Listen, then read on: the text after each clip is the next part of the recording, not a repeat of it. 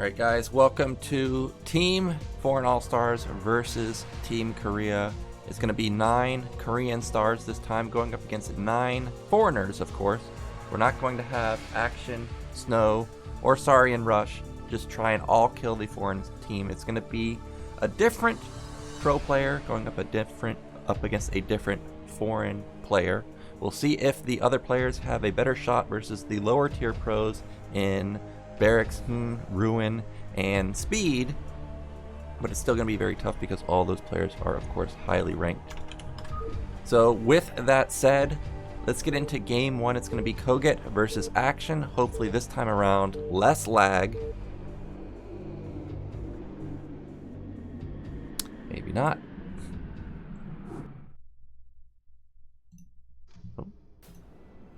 Yes, so this time it is considerably less laggy, and we do have our Zerg player in the top left. It is Action. And in the bottom left we have our Polish Terran player. It is Koget. So last time around we saw Koget just get absolutely bamboozled by Action.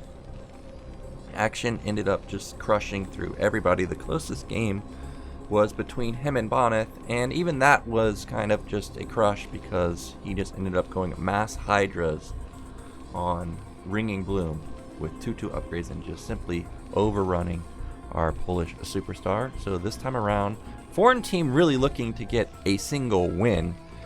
They are 0-27 for now. I think this time around they're going to have a better shot since they are not going to be going up against solely superstars that can literally win ASL. There are really a few lower tier pros that they should have a better chance against.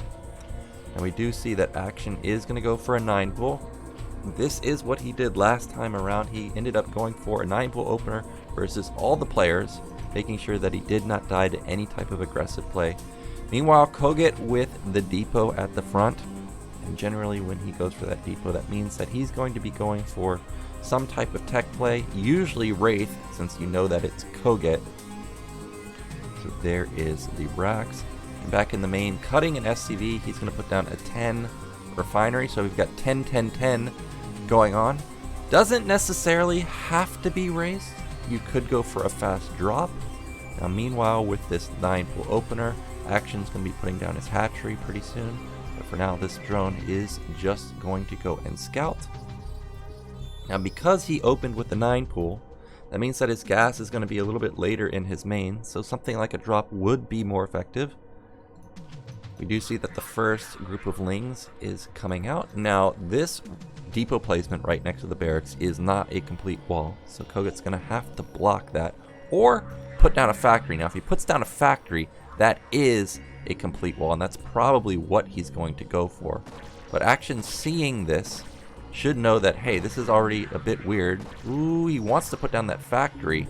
Let's see if Action can buy some time. Oh, is he gonna get it? He almost gets that drone. Now he is gonna end up scouting. The drone being a first scout is really nice for Action. He's gonna be able to send these links directly across the map. Meanwhile, refinery started at around 225, maybe, something like that. But the first 6 Lings are here. Now meanwhile, continuing to mine gas. So everything does look like the Koget special, which is the Wraith. Now that is a decent amount of surface area to try and focus down this factory. But he is just going to back off for now. Now Koget luckily gets a first scout too, so he finds Action at top left. Drone's going to try and come in here and deny the scouting. Now Action has a lot of options here. He could go into, obviously, Lair. He might even go into Hydra. We'll see if he'll do that. Oh, there it is. There's the Hydra den. Great, or Vulture coming in. This is going to be a starport for Koget. Now meanwhile, you can see he has been cutting quite a bit. He only has 11 SCVs mining the minerals. Meanwhile, 2 hatch Hydra production coming for Action, so this is going to be a great counter. But the fact that there's only 1 starport here, this could be a drop. But okay, there is the second starport, so he did just delay it a little bit. First Vulture going to move across the map. Not that many Lings out. They are going to use high ground. It is going to deny the drones from mining the natural though, so that's a bit annoying. Speed coming out for action, so he's really going hard on the hydras. First hydra is going to pop out right now. It's going to expose itself. And now action's going to know that, hey, this is probably not a lair opener since 1, you don't have a sunken, and 2, you've already shown the hydras. So he may transition this into something else other than Wraith. There is the bunker going down. He want to make sure that he doesn't die. Again, cutting a lot of SCVs. So really, really, really all in with this. Meanwhile, action, he's pretty all in with this too. He's going for more hydras. Not really building that many drones. You can see he's mixing in a drone here and there though. Vulture comes in, trying to get a drone kill. Ooh, does not get the last shot on that. Bit of a unlucky scenario for our Terran player. First, Wraith is out, and he doesn't put the add-on onto the starport, so he's just going to be building up that Wraith count slowly for now. Imagine this one's going to put on the add-on and start going into that cloak. Bunker seems a little bit far away from holding this ramp, though, but we'll see if that is effective versus... Oh, he's trying to find that single drone. We see that it's not in the natural. He's trying to find it though, but in the end ends up taking 4 shots, and that already takes down the Wraith to 33 or to 66% health. Meanwhile, more Wraiths coming out. I am surprised that there has been no add-on, and as I stated, he may transition this into something different. You can see that he is, because he's already got the add-on for the factory, so tank's probably going to start coming out. We may see something like 3 racks tank, well, maybe not tank, 3 rack star or a Wraith play with maybe like 1 tank or something, but I don't see an academy or more racks is coming up anywhere. So I actually don't know what he's intending to do with this, other than obviously build a lot of Wraiths. Because there are so many hydras out, I don't think he's going to find success. But Wraiths do have 1 more range or a couple more range than hydras, so if he has perfect micro, he will be able to hit these hydras and they can't shoot back. So we'll see. Well, I'm going to focus down this Overlord. That was really nicely done. Doesn't supply block action though, so he's not going to be that punished for now. There is the tank, and surprisingly, Koga's going to try and transition this into a macro game. I don't know what I think about this, because if you look at the drone to SCV count, this is not where you want to be as Terran. Even workers versus a Zerg that has 3 hatches coming up. He's going to have his Hydra upgrades done. He already has range and speed done. He's starting to upgrade lurkers. There is the add-on. Now, of course, Koget sees the lair, so he is probably suspecting that this is lurker play since he didn't spot the spire. Ray's going to try and find some damage at the natural, but not finding any. You can see right here that this is one of the powers of the race, taking minimal damage while picking off a Hydra. Ooh, but he's got to be careful, and he loses an expensive Wraith, so he gets 2 Hydras, but trades for 1 Wraith. And that's going to be a favorable trade for our Zerg player. Meanwhile, he still really doesn't have much defense at his natural. This Ling is sitting here waiting to see what the follow-up is going to be. Race into the natural again. I don't know if they actually found a kill. I noticed that Siege has not been completed yet. And this might trigger an attack from action if he determines that, hey man, you just simply don't have any units. Sure, you have 3 Marines and 2 tanks, but that's it. Armor coming in for the Hydras, so he's taking a lot of damage there. Koget's got to be really careful. He's not even at the number that can one-shot drones anymore. You really do need 5 to one-shot the drones. And you can see he pumps out a couple more Wraiths because of that. Bunker coming down. So for now, Koget's going to get his Nat, but his Econ is really, really ransacked. He's also going into double gas, and he has 2 SCVs stuck behind this depot. It's actually so many SCVs that I would consider killing this depot just to get them out. So that is really, really hurting Koget's Econ. Meanwhile, action going for the hatchery at top middle. So he's going to have 4 hatches. You see he's got to sport his Nat now, so he's not going to take any damage there. Is that a hive?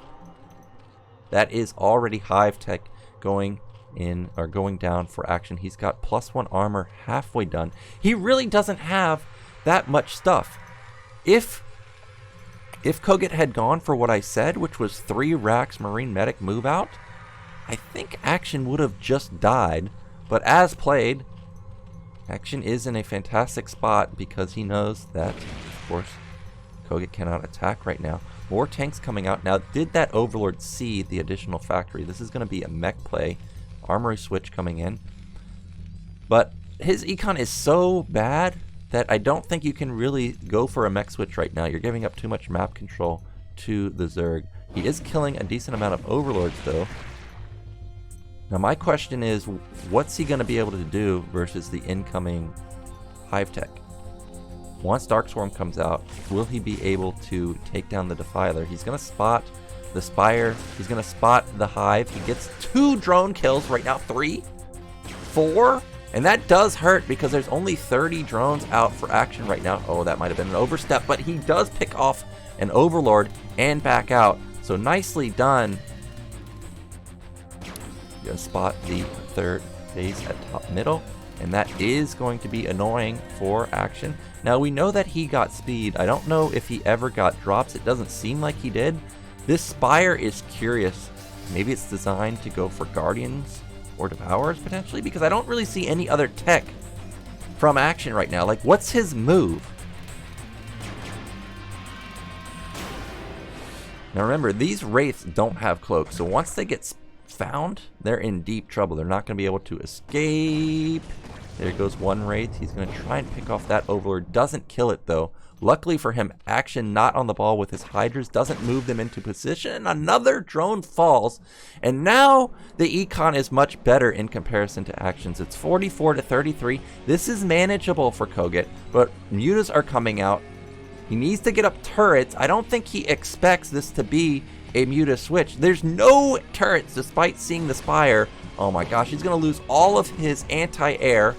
The Wraiths are coming in. The eggs have been morphing for a long time. I wonder if he noticed, like, hey, these eggs should have been finished by now, but it doesn't seem like it.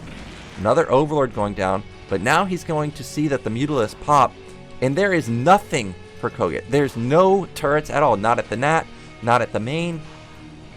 Oh my gosh, I can't believe that a muta switch might just end this game. Koget's trying to buy time. Look at this micro trying to just draw the Mutalisks back. But he needs to build turrets, man. He's not building any turrets. First couple turrets coming up. We know that he has the armory. Now he starts his Goliath, but this is a little bit too late. Mutas are coming across the map so quickly. Can he get these turrets up? If he can get the turrets up, he may be able to salvage the game, but as played, one turret does manage to get up. He needs to... He doesn't surround it with his SCVs. Now all that's left is one turret at the top side. Valkyrie pops out. Not firing, though! And now that's going to get taken out. The Goliaths are going to pop out. And this 9 muta harassment at the 12-minute mark is going to do game-ending damage because we know that Action, of course, has good econ. 4 hatches, 3 base Zerg versus a Terran that's no longer mining their main. Goliaths are going to be getting picked off. No more Valkyries coming out. It's just simply Goliaths that don't even have range. They don't even have a single upgrade. Oh, this is heartbreaking. This looked like a game that could potentially go in Koget's favor, but now everything falling apart. He's not even moving across the map at the same time. If he went for an instant counterattack, maybe that draws the mutas back onto the center of the map. But these mutas are just dealing so much damage. Going to take down another Goliath, take down all the turrets, take down all of the SCVs. Remember, he was at about 50 SCVs a moment ago. Now he's at 37, soon to be 35, and this is probably just going to be game over. A single lurker pushes him back. Oh my gosh, this is heartbreaking. There it is. There is the GG, and Koget does tap out. And what looked like an abysmal opener in the early stages for Koget ended up transitioning into a decent opener. But then the muta switch catching him off guard. I was also caught off guard. I thought that the Spire might be for Guardians. Very weird from Action. But it is what it is. Action is going to take game 1, and that is going to be the Foreign All-Stars down 0-1 already.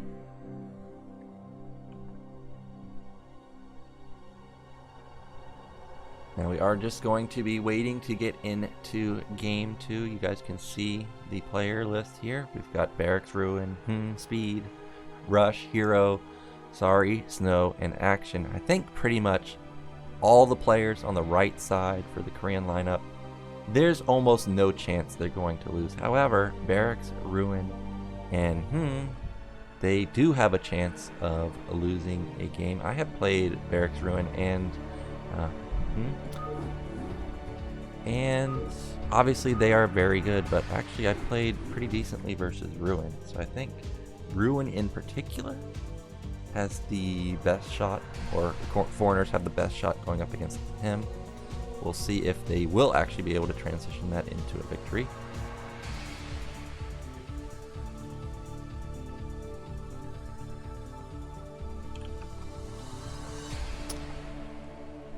Our second game of the day is going to be on Optimizer.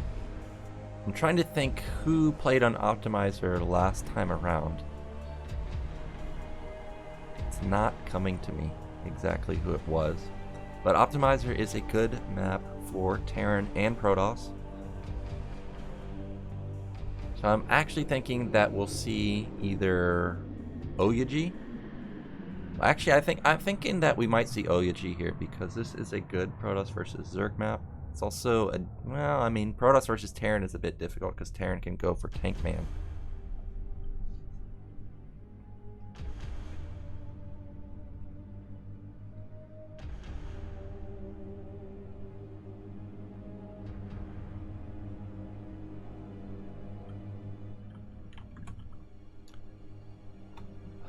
We are just waiting for the Spanish casters right now.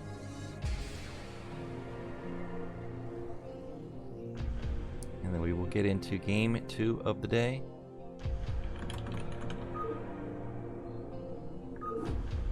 So we've got a remake.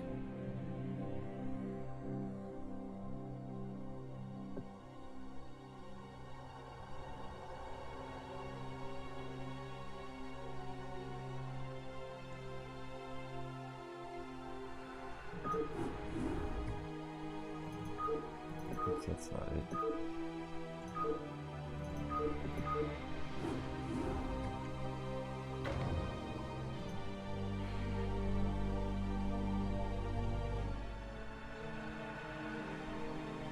Alright, second game of the day is going to be...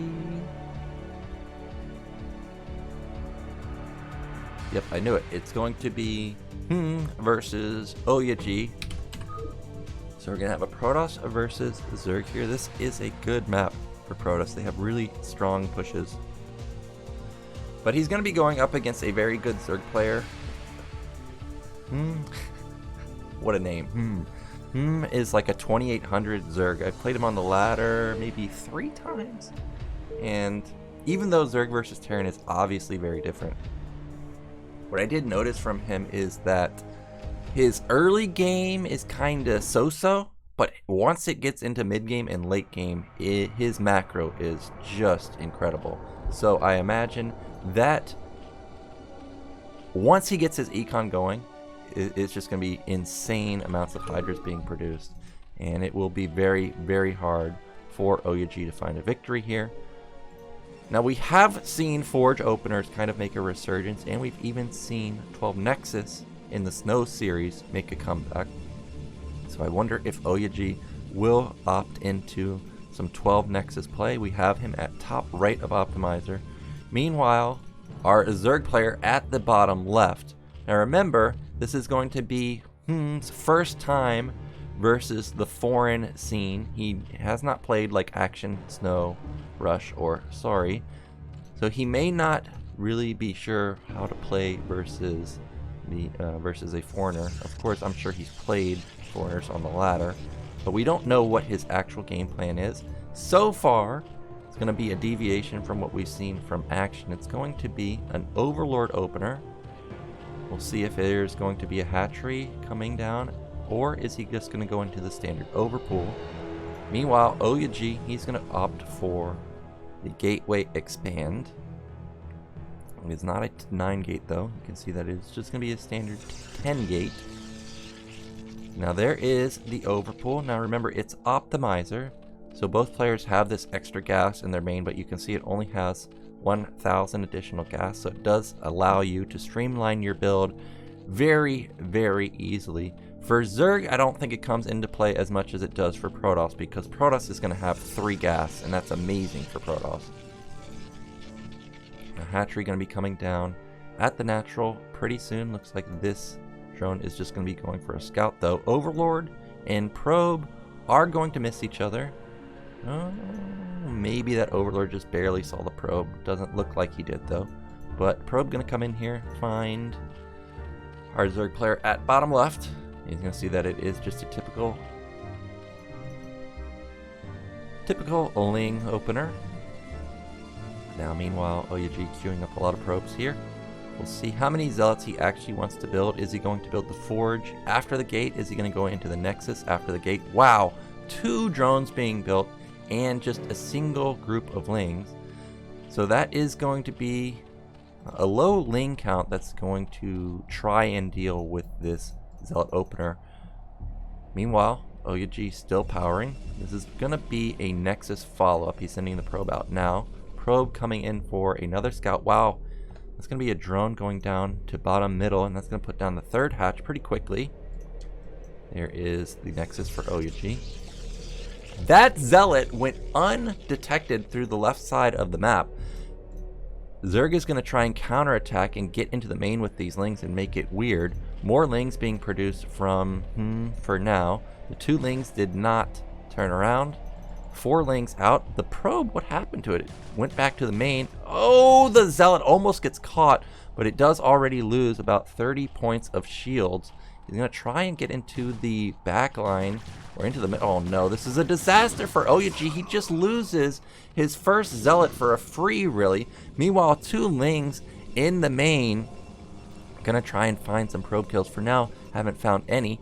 Gas is just now started or just about to complete for Zerg. So this is quite late of a gas timing. You didn't see the 235 or 245 gas for him. So that means that this single Ling does not have speed anytime soon. Meanwhile, 8 Lings are moving across the map. We can see that Oyuji is trying to stuff that entrance. Probe on hold position right under the gateway, making it a little bit harder to target the probe and get in.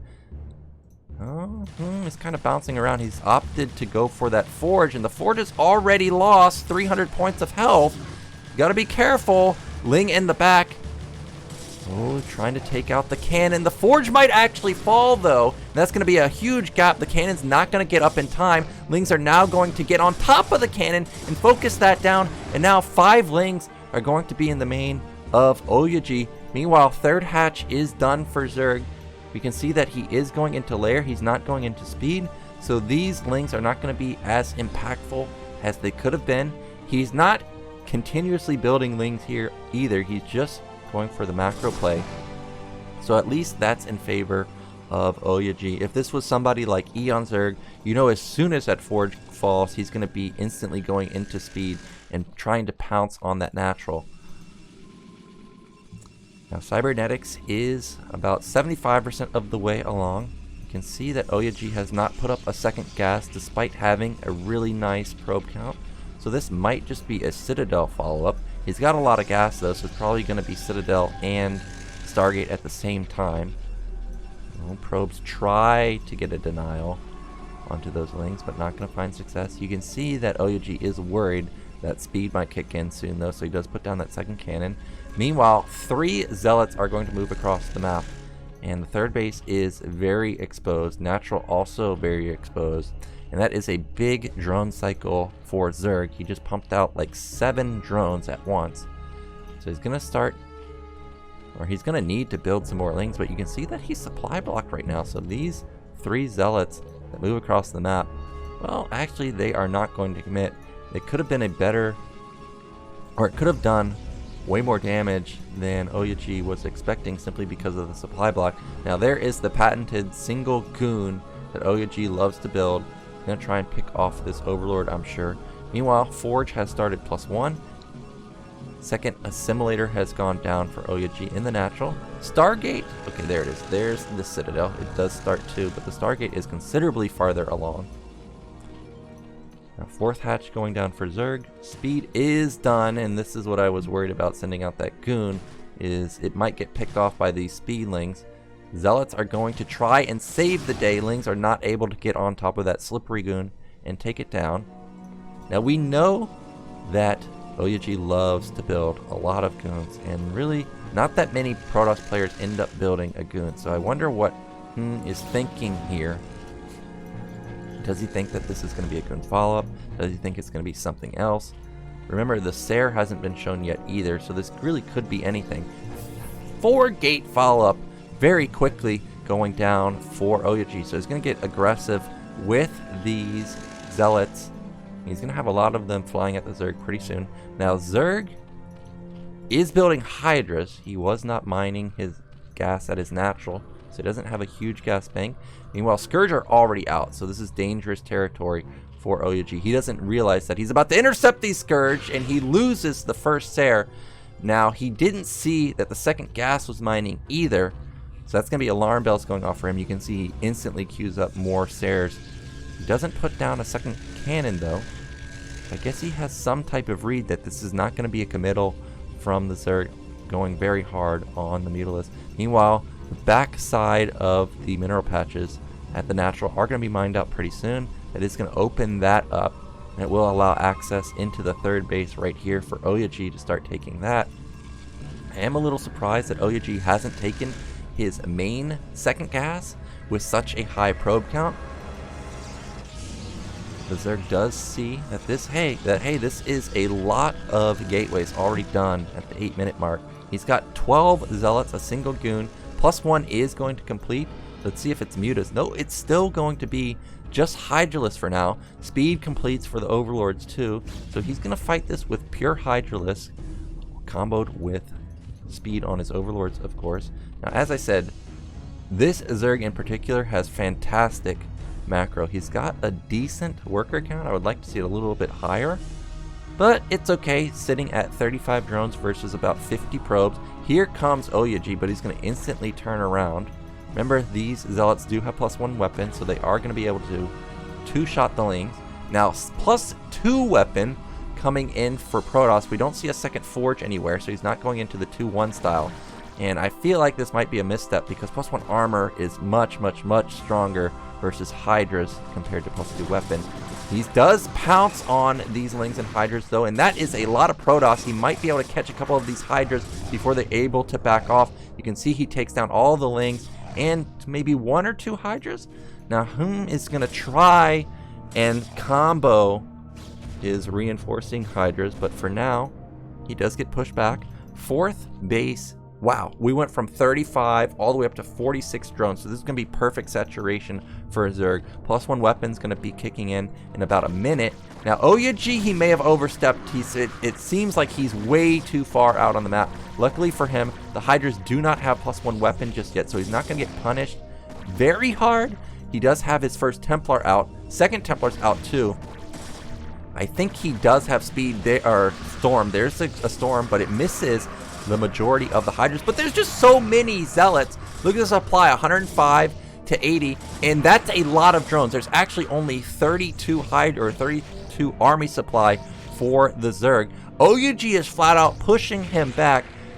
We can see that 6 hatch production is kicking in for Zerg though, and now Protoss might be overstepping. He's going very, very deep with these Zealots. He's trying to get a supply block onto Zerg, but the Zealots are bleeding off, but he still has so many Zealots on top of these Hydras. All of this is kicking in before +1 weapon for the Zerg, yet still Zerg is going to manage to push this back. He's losing his Corsairs. Well, he only loses 1. It does supplies block Zerg, but it doesn't supply block him as much as he wanted. Meanwhile, this is 7, 8, 9 gate for Protoss.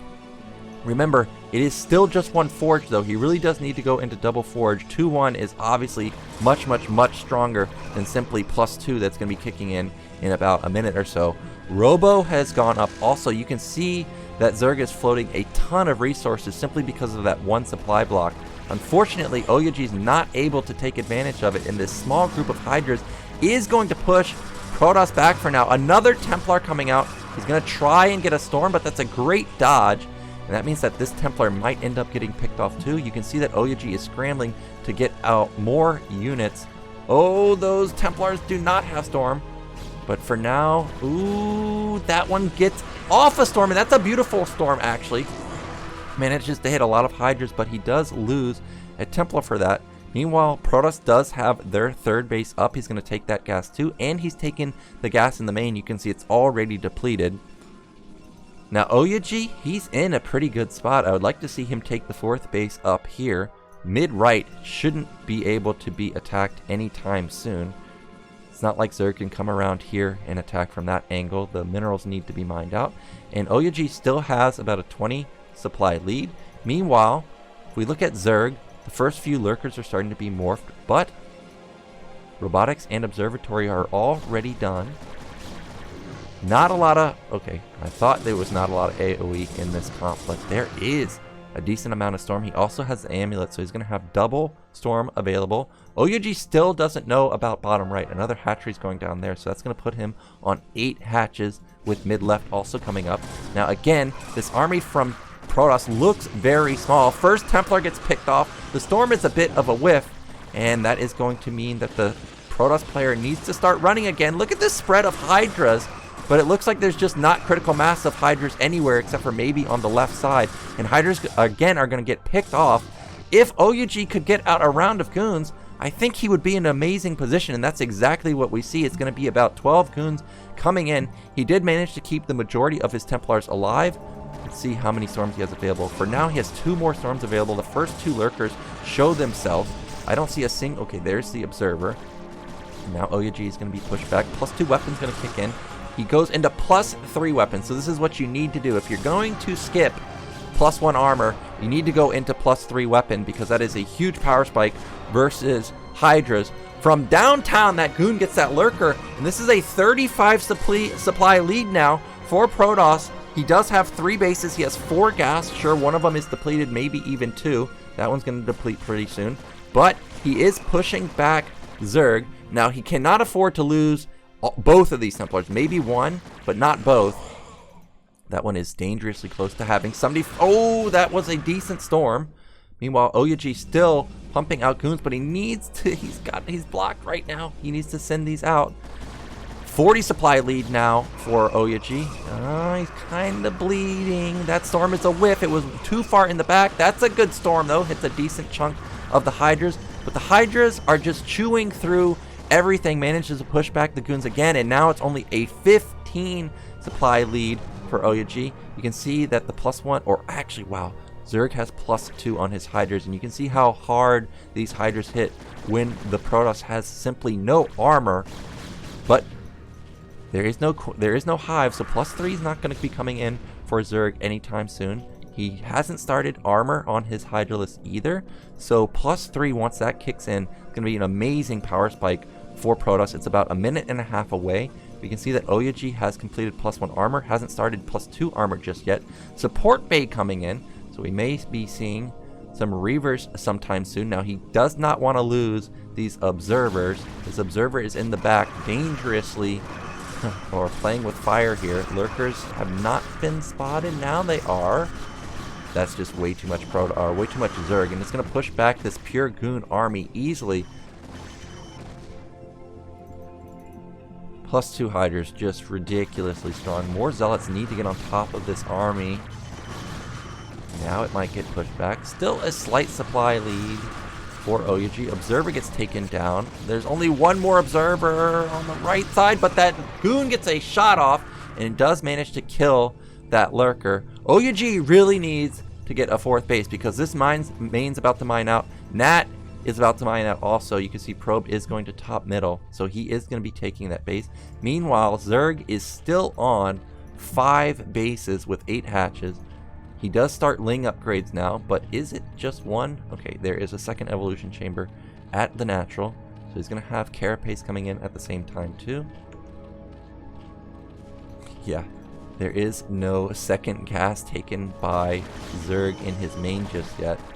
A bit of a misstep there. Maybe he's waiting for the perfect Storm to kick in to try and take that. Now, We do have another engagement. Protoss is again up 30 supply. It seems like both players really cannot hit a critical mass that just ends the game. So that is, I guess, a bit concerning for Protoss, because Protoss should be at a higher supply at this point. It's simply just 130 right now. He's also down workers. Now this I don't really mind that much, because he is going to be mined out in his main and natural pretty soon. He's doesn't need to have, you know, 70 workers just to be on basically 2 bases with mid right and top middle. 2 Hydras are just going to be annoying and try and deny this base for a little bit. But Oyaji does need to start thinking about taking this base also. Meanwhile, he has a massive attack going towards the center of the map. Hydras are in position. They get off free shots onto these Zealots. Storm is not the greatest. See if he can have a better storm here. That was pretty good, but he storms a lot of his own units too. He has a lot of storms here, actually. Now, I don't see an observer. Lurkers pop out, and that's going to save the day. Hydras pick off a Templar there. Another great storm all over the place, but there's just way too much Zerg, and the Lurkers are going to save the day for now. The Zealot army, the army is mostly Zealots. There's not a lot of goons anymore. +3 has kicked in. +2 is going to kick in pretty soon. No shield upgrades just yet. Really need to start that pretty soon. First Reaver coming out. Meanwhile, Oyaji has top middle up and running. Needs to transfer a couple more probes here though. And as I said, needs to start taking this base. But overall, he's in a pretty good position. But as I stated, is a very good mid and late game player, and now that he has 5 bases and is going to have wing upgrades pretty soon and is going to have Hive, I think Oyaji is going to be in a bit of trouble and needs to be a little bit more defensive in the next couple minutes. Probe drill is quite nice, gets a decent surround on these cannons, and that's going to deny the Lings from actually being able to take out this base. Oh, he desperately needs to get those probes at the top mining, because he doesn't have an insane amount of probes, really. More Lings going to the top side of the map. You can see OG has a couple of units up here. Lings do intercept the Zealots, though. Didn't think that Adrenaline was done, but I guess it is. Meanwhile, that's a big attack to bottom middle. Now, he might have success here. Okay, there is actually 3 observers, but they're all going to get picked off. And this small defense of 3 Sunkens, 2 Lurkers is going to hold for Zerg. And that's going to push Oyaji all the way back. He did get a couple of drone kills, so that's great for him, I guess. He is going to take top left now. He does have +2 armor. He has started shield upgrades. He does need to start 3-3 though. Zerg is moving into the top side, and there is no defense. All those units moved all the way to top left, and that's going to catch Oyaji completely off guard. You can see probes trying to jump on the cannon, and that's a great surround on that bottom cannon, but there's just way too many Lings, and because that's so many Lings, this Nexus might actually die. Really need a storm. Look at how fast that Nexus falls. Is he going to be able to save it? Maybe. He barely saves it. 70 health. Meanwhile, Nexus going up over there too. He might think about building like some cannons and then just clogging it up with gateways and then just simply defending the left side. But as played, Defilers are already out on the map. We've got 170 supply to 140 supply for Zerg. There's a 20 worker lead for Zerg, so actually it's like Zerg is at 125 supply simply in terms of army versus army. That is a lot of static D at the bottom right now. Oyaji has started +3 armor. His shield upgrade is more than halfway done. I still don't know where the Reavers are. I must have been missing some harassment, maybe? Is there a shuttle somewhere? I don't see a shuttle anywhere. Oyaji spreading out his defense all across the map, making sure that nothing can catch him off guard. This mid-right base is going to mine out probably within about 2 or 3 minutes. Small Zealot move out to the right side. This is going to be a Ling drop, and this would be great if it's comboed with a Defiler drop. There it is. So this is what Zerg is looking to kill. It's going to be mid-right with just a small amount of Lings and a single Defiler. Now this has gone undetected. OG has no idea. The Defiler unloads. That's going to be a dead base. Defiler from downtown with the Dark Swarm. see you Nexus and see you Cannons, and I wonder what this is going to trigger from Oyoji. No reaction trying to defend it. He's just going to give it up, and he is just going to go for an attack. Now look at how many lurkers this is. This might be a game-deciding attack. Oyoji might just be going for the Hail Mary.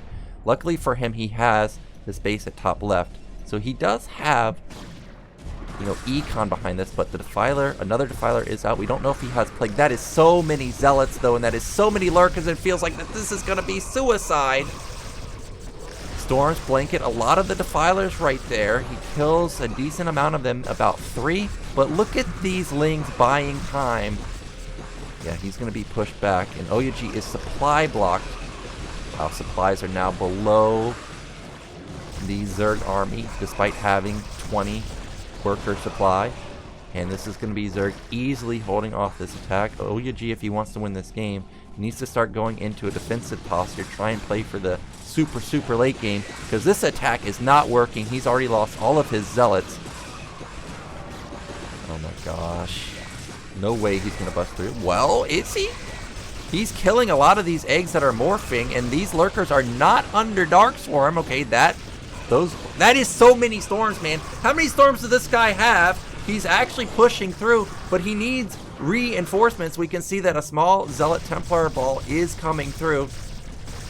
But wow, the lurker line is just never ending. I just hear non-stop shots from these lurkers. Another great storm, and now Dark Swarm has faded away. More and more storms, just non-stop, but it's just too many lurkers. It's a 20 supply lead for Zerg.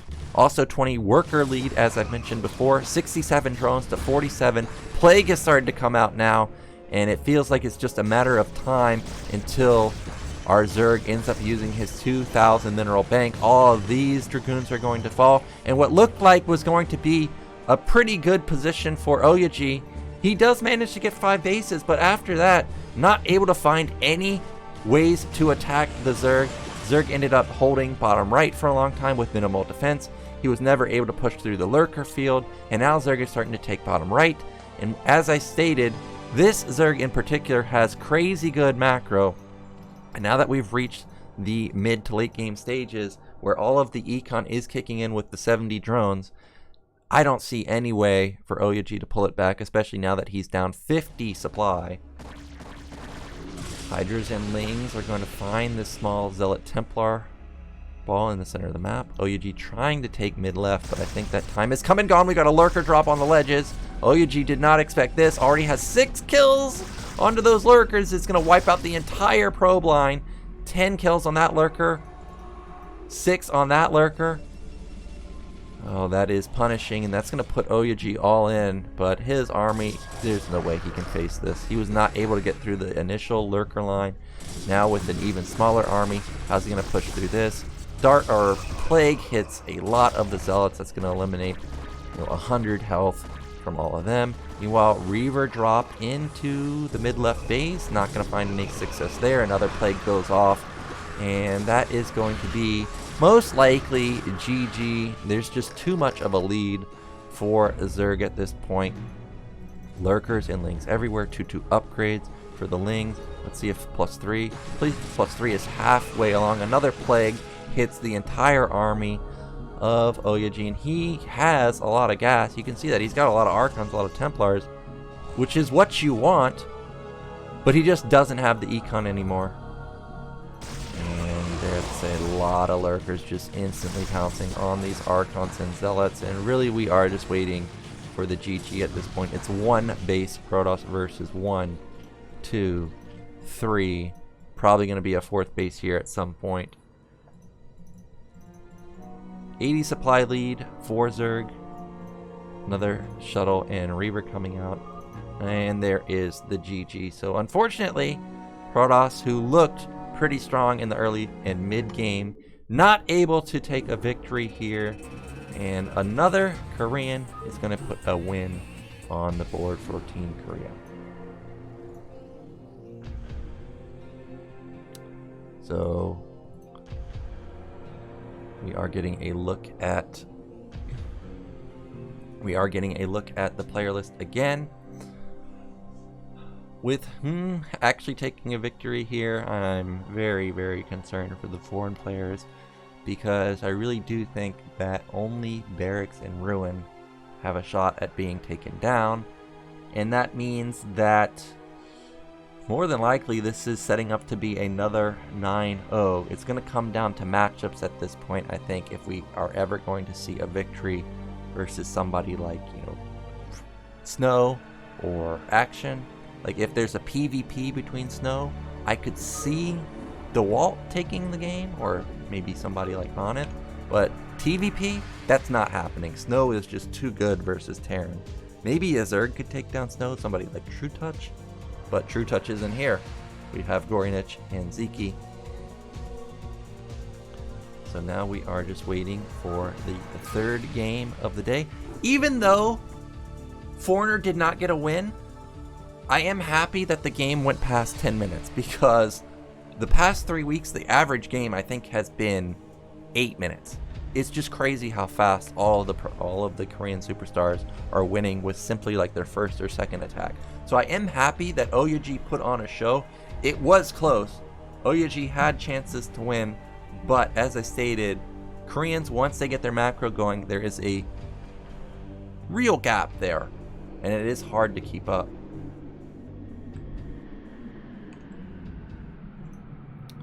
So we are going into our third game of the day. Oh, it's gonna be a remake.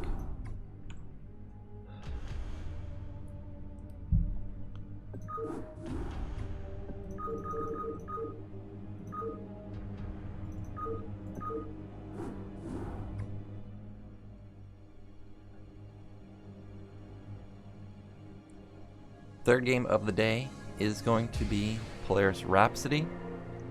Now we know that this is an ASL map, but these games were played, I think, most of them a couple weeks ago. And the Koreans may not have put in a lot of practice into this map just yet. But at the same time, you know that the foreigners don't play this map really at all. So that's obviously going to be a massive advantage for the Koreans, since they are preparing for ASL most likely.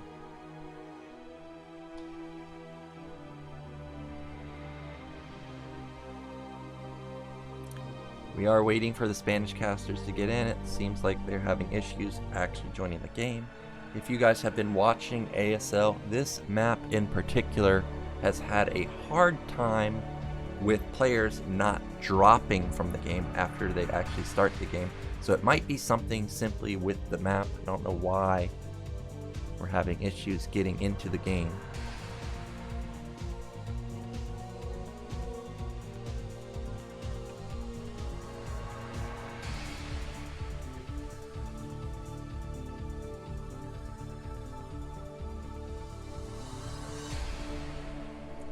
Another remake.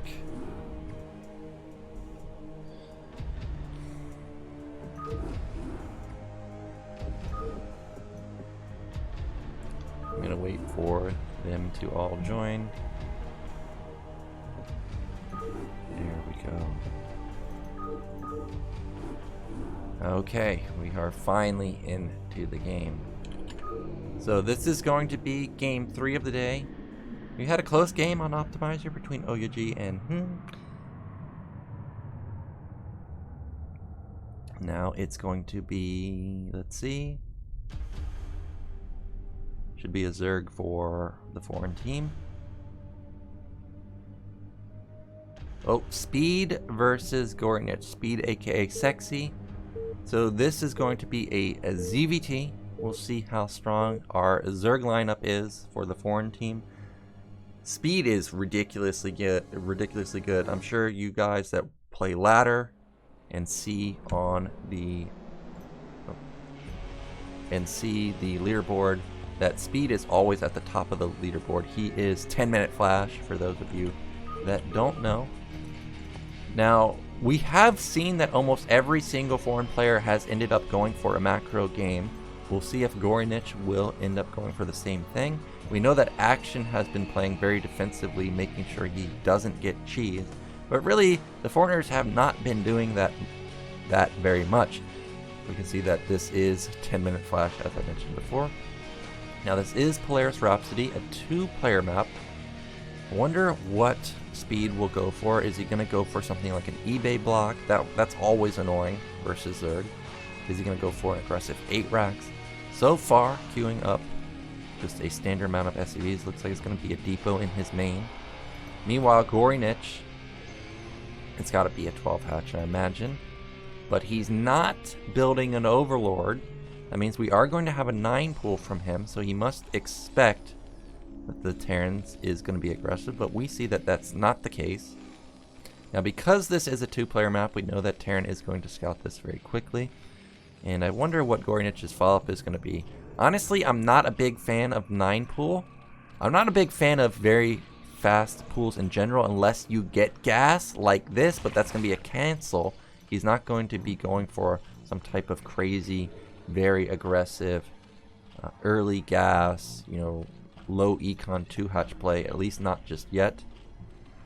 Drone's going to move out and scout, and this is what I was waiting to see. It's going to be an 11-11 for speed, so this is going to be some type of 1-1-1 type of opener.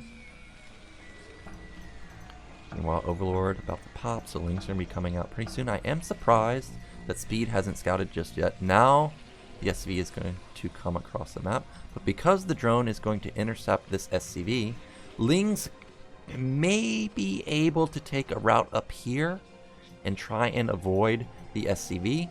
I don't think if it goes down this direction that it will be able to avoid the SCV, but maybe, because surprisingly Polaris Rhapsody is quite long.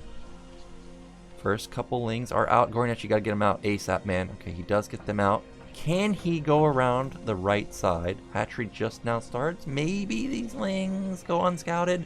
No, they do get caught by the SCV, and the factory is already started for speed. This is about a 2:30 factory, so very, very quick factory timing with that 11 gas. Meanwhile, multiple Marines being pumped out. Depot going down, SCVs moving into position. Now, this is a wide ramp. That might have been the reason that Gorinich opted for this, because you got to send a lot of SCVs down here to defend it.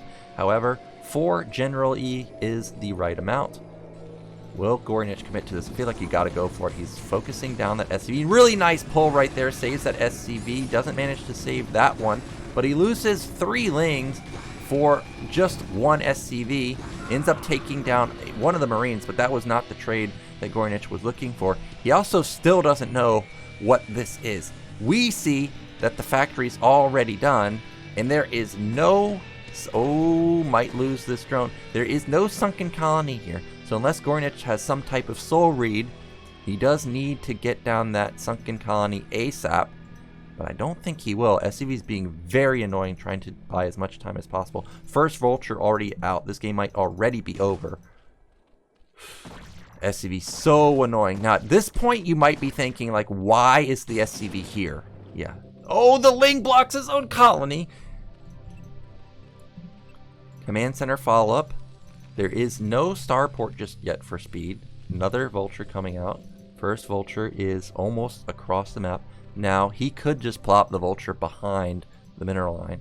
Let's see if he does try and get in. Ooh, Vulture takes a lot of damage.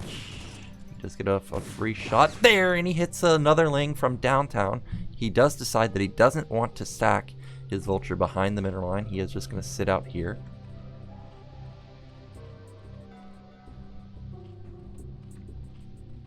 Now, meanwhile, add-on coming down to the factory. We've got Armory already halfway done. This is going to be a Goliath play.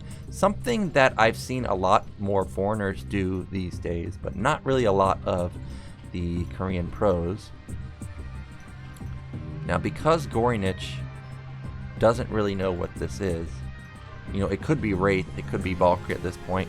A lot of players do like the Valkyrie play. It is very meta these days.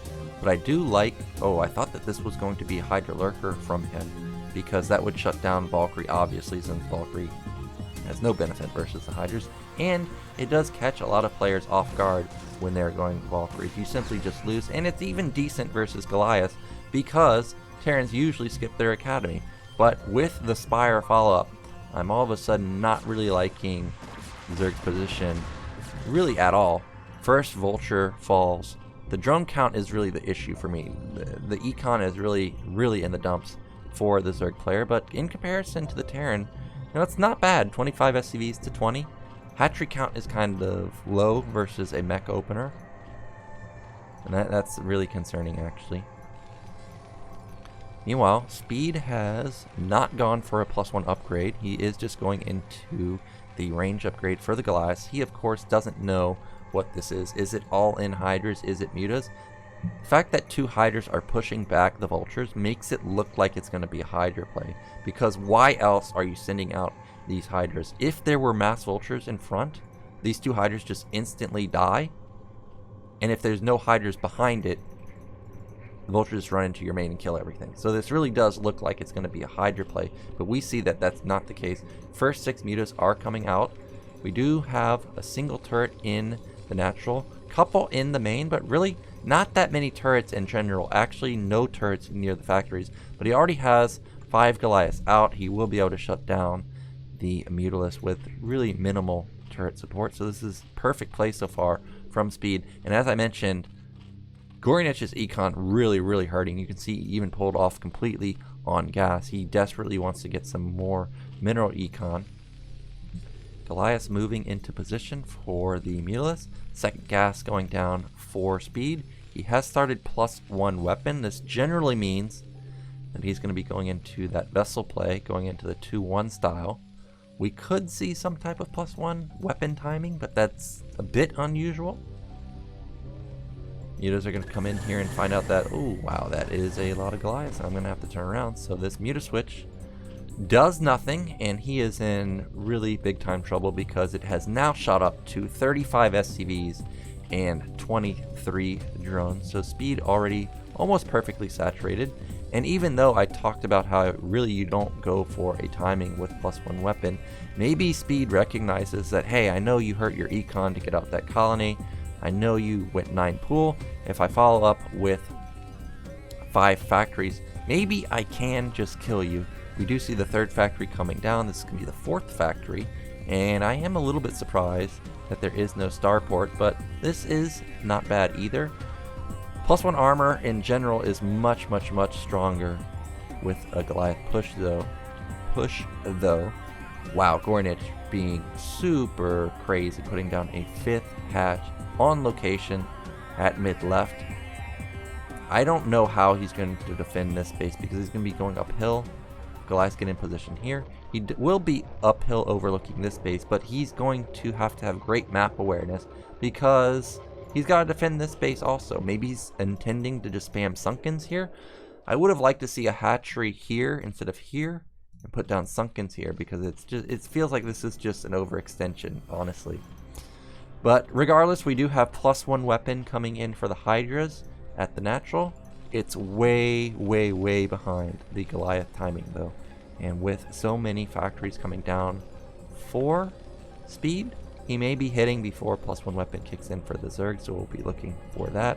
Range coming in for Zerg, still down so many workers at this point. If he had like 35, I think he's in a decent position, but the fact that it's still 26 and we know that Speed's going to be moving out, yep, he's going to be moving out right now. This looks like a death blow, especially with this hatchery offering almost nothing. Like, even if he pops Hydras here, they're so out of position that they can't even help get into position on the right side of the map. Now Marine moves out, tries to figure out where are your actual defense. Looks like the answer is right outside the bridges. So Terran's going to move to the right side, leave a little bit of defense for a potential counterattack. You can see that the Rax is floating, just trying to gauge whether a counterattack is coming. But we see that that's not coming, and Speed does turn around. But 40 supply lead for Speed right now. Again, this looks unstoppable once he gets out a couple more tanks. He has 2 right now. 3 is probably going to be the go switch for him. That's going to be a depot or an eBay or something being plopped down right there. Make sure he does not get counterattacked. I am a bit confused at his movement here. I thought for sure he would go to top middle, since I think he knows about top middle. Maybe he doesn't though. +1 armor coming in, so this is going to be a 1-1 timing. Meanwhile, Zerg It's just pure Hydras. I was wondering if we had maybe queens somewhere. He is going to the left side, so this is a dead base if it gets spotted. Meanwhile, Gornich doesn't suspect a thing. This hatchery does not get spotted because, as I said, this is such a out in the open base. You don't... Oh my god, how does Gornich miss this army? And it goes completely across the map, unscouted, and Gornich is going to be wondering like, whoa, what? How did you get here? This is going to be high ground tanks. Oh, maybe not. He's... Wow, Speed's movement is very weird. He's not committing anywhere. Mutas are going to fly over the center of the map and take a lot of damage, and that's Goliath on the left side, Goliath on the mid. 50 supply or 40 supply lead still for Speed. He does take a bottom left base. Again, the Mutalists miss it. This movement from Speed, very, very interesting. He is worried about a counterattack, and he is right. There was a counterattack going on the right side of the map. That's not that many Hydras, though. 4 tanks. It's going to pack a powerful punch, but Gornich has bought enough time to get +1 weapon himself, but being down 50 supply, not having critical drone saturation at his third base, and obviously not critical saturation at his mid-left base, is really hurting him. He just simply doesn't have the unit count. This is going to be an easy victory for Speed. The only thing that Gornich can really do now is try and make it messy, try and go for a counterattack, but as we already stated, that's a depot and barracks wall, and Gornich isn't even close to going for an instant counterattack. Now he's thinking about a counterattack, but it's way too late. He's going to lose his third base. Oh, he's not going to go for a counterattack. He's just going to try and engage it, but this is a tiny choke. This is unstoppable. 50 supply lead for Speed. Tanks are sieging up. Not the greatest angle. Well, okay, it is the greatest angle for Speed. I thought it wasn't the greatest for his tanks and Goliath, but look at that high ground support. It's just way too much Terran. +1 armor is going to kick in now. That's going to be a huge power spike again for Speed. He doesn't have starport, so he's not starting +2 or anything, but he doesn't need it. This is just an untouchable army, and Hydras easily fall. This is going to be the third game going over to the Korean squad. GG comes out, and it just seems like foreigners have no answer to anybody.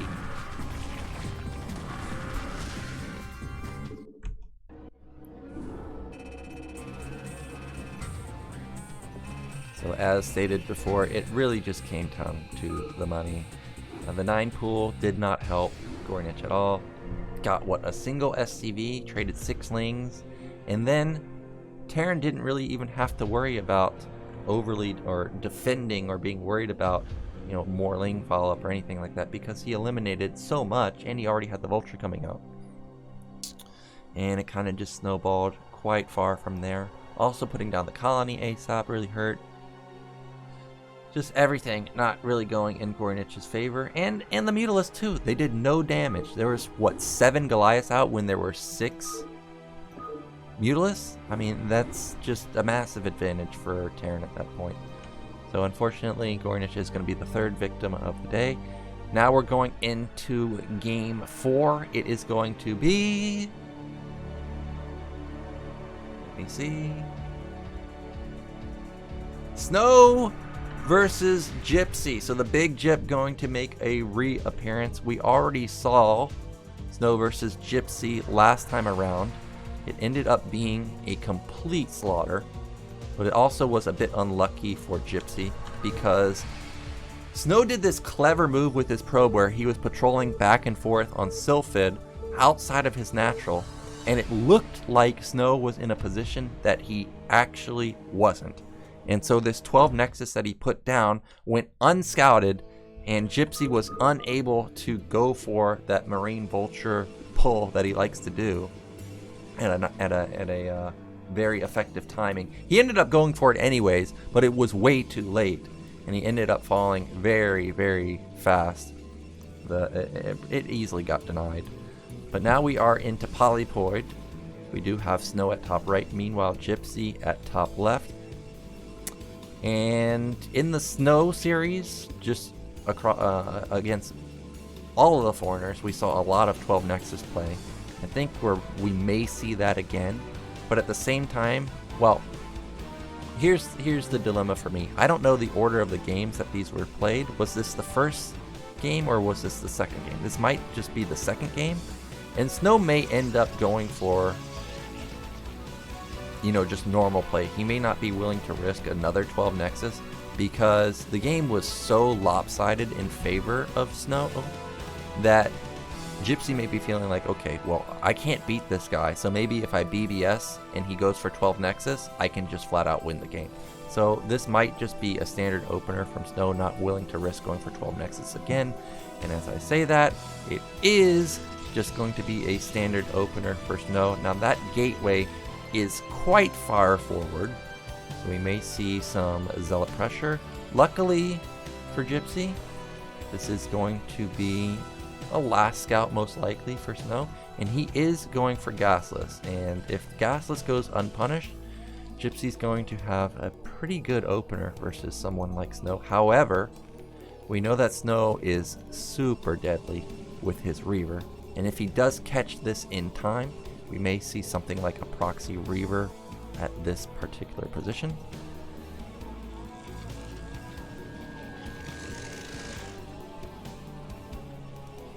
Now there is the Zealot as expected. I knew that that gateway was way too far forward for it to not be anything other than Zealot pressure. Probably going to be 2 Zealot because we don't see the Cybernetics coming just yet. May even be 3. And because the Cybernetics is delayed, this does set up forth the potential of a proxy Robo. Now Snow recognizes that, hey, the chances of you actually cross scouting is pretty low. So he doesn't even commit to bottom left. He does go up to top left now, but Gypsy already in a good position, but you can see that he's delayed his command center because he knows that the Zealot is incoming. Oh no, he sacked Marine production to get that command center up, and the Zealot is already here. I actually would have liked to see him put the bunker down instead of the command center. Now he's in a pretty rough position, but Gypsy does have, I would say, the best SCV control in the foreign scene. Now that probe, I am surprised, ended up going back. Ooh, does he catch that Zealot? No! I thought he did, and that would have been amazing, but the SCV comes back and instead is going to build the bunker. Meanwhile, I am surprised that it is not a second Zealot at all. Snow is just going to build one, and Gypsy is microing his heart out here. Oh, he's going to lose that Marine though. But losing one Marine for one Zealot and then just a little bit of mining, well actually it's quite a bit of mining time, isn't that bad. And he hasn't overreacted. He hasn't built additional Marines. Okay, now he's going to build another one. No, now he's going to lose that Marine. But it could have been worse is basically what I'm saying. Now meanwhile, range is coming in for Snow. Factory's going to start for Gypsy. He does not want to lose an SCV. I don't think he's lost an SCV so far. It's mandatory he does not lose SCVs. Everything that has happened so far is okay, and he does lose an SCV. And now it is starting to get ugly.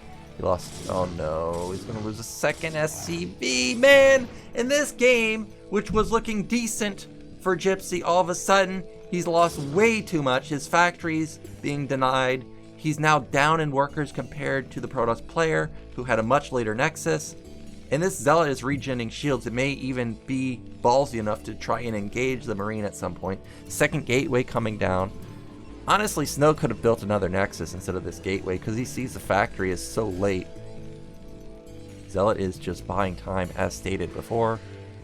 And now with the Nexus completed and there being basically even worker count, there's never going to be a point in the game where Terran has that massive worker lead that you are expecting with a gasless expand. And this is just going to be a really, really tough game at this point for Gypsy. We see that he did scout double gateway. That might be alarm bells for him that this could be DT follow-up. There is the Robo though. Snow is floating a lot of gas. I am a bit surprised at that. So 5-minute Robo coming in. That does actually, ooh, that is a canceled factory. Instead, Gypsy is just going to go into the heavy upgrade style. But he needs to get a second gas if he's going to do that.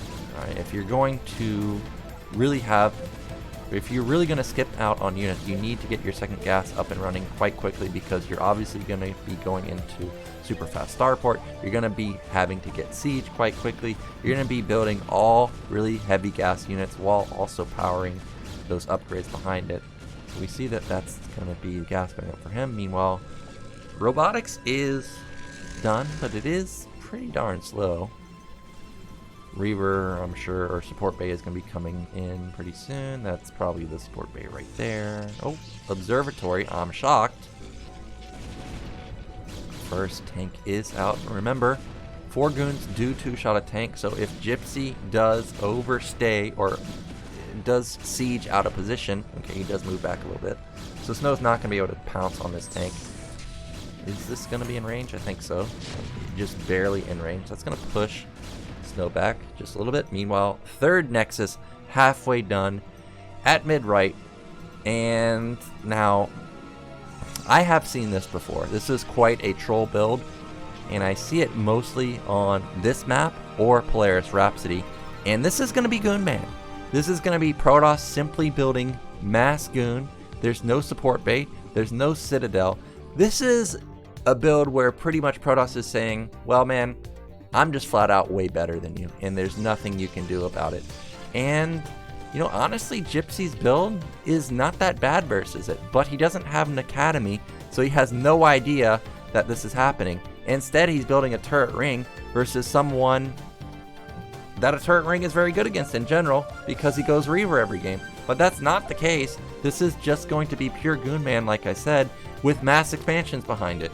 And it doesn't matter how strong 3-2 is, if Gypsy even gets into it. If you can never even get your third base, and Protoss just takes the whole map, you're just going to run out of money and lose.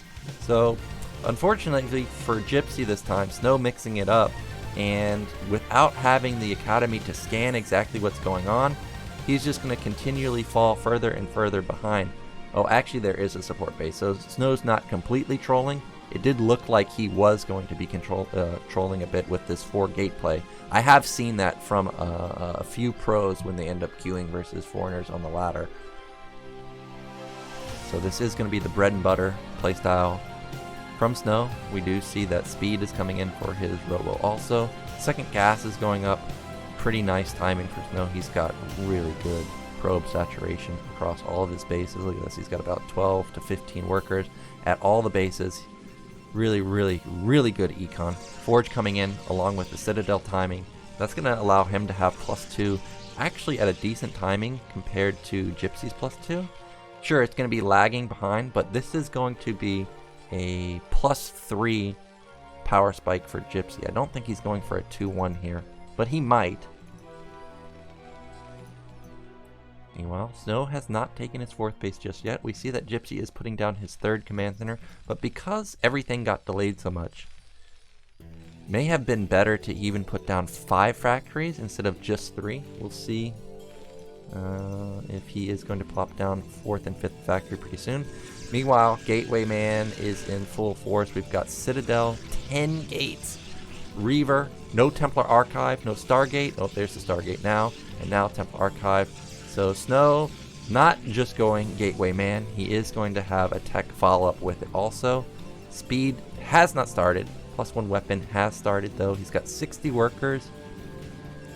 Really looking to get that 65 probe count. That's a really good number for Protoss across about 5 bases. Meanwhile, first scan went off for Gypsy. Oh, I misclicked. So he scans that it's 10 gate. And he sees the Citadel and he sees the Stargate. So at least he knows that this guy's teching with it and it's not just pure Gateway Man. But he is in a load of trouble because he just doesn't have the production. There's the 4th and 5th factory, as I stated.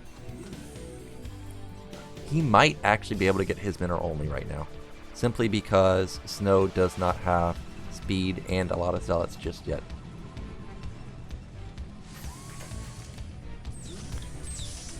Command center moving into position. He needs to quickly get up here though. He has to quickly get up here. If speed kicks in and robo with speed starts kicking in pretty soon, it's going to be so hard to get the mineral only at that point. And Snow is moving across the map and really Gypsy's window of opportunity is falling apart, and that's the first tank going down. Double Reaver, that's 2 tanks going down, and this game's done. He was not able to get onto the high ground in time, and as long as Snow just builds units out of his gateways, this base is going to be perma-denied. It's just never ever going to be taken from Gypsy. He's down 40 supply already. He's even putting down 8 factories. He started +2. It's a single, oh no, it is double armory. But as I said, he had like 30 seconds to get into position on this mineral only, and now that that window has been missed, look at how many tanks are on the low ground. Even these tanks are not going to be in the fight a lot of the time. In the end, they're just going to be splashing their own tanks. Like that right there. Oh, he loses 2 more tanks, and the Reaver gets a nice shot onto the SCV line. And this is why, versus someone like Snow, you just have that perfect defense. Like, look at this. He's literally trading 1 Zealot for a tank. He hasn't lost a Reaver yet. He's not even using his second Reaver. That's going to be a dead command center. And this is just picture perfect Protoss versus Terran play. He's dealt so much damage. Goodbye command center. Now he's getting doubled, or Gypsy's getting doubled in supply. +2 still hasn't kicked in. He doesn't have any type of SimCity. There's no like Vulture counterplay at anywhere on the map. Artgyr's coming out. It's a bit slow. If this game was more normal and Gypsy had stabilized, actually having this laid up an Arbiter would have been a little bit iffy, but it just doesn't matter. The tank count is lacking. The tanks moved out of position on the high ground. Zealot bomb on top of these tanks, and this is going to be Gypsy getting absolutely brutalized by Snow. Reaver is still alive. That's going to connect on like 3 tanks. Luckily for Gypsy, these goons are attacking a barracks.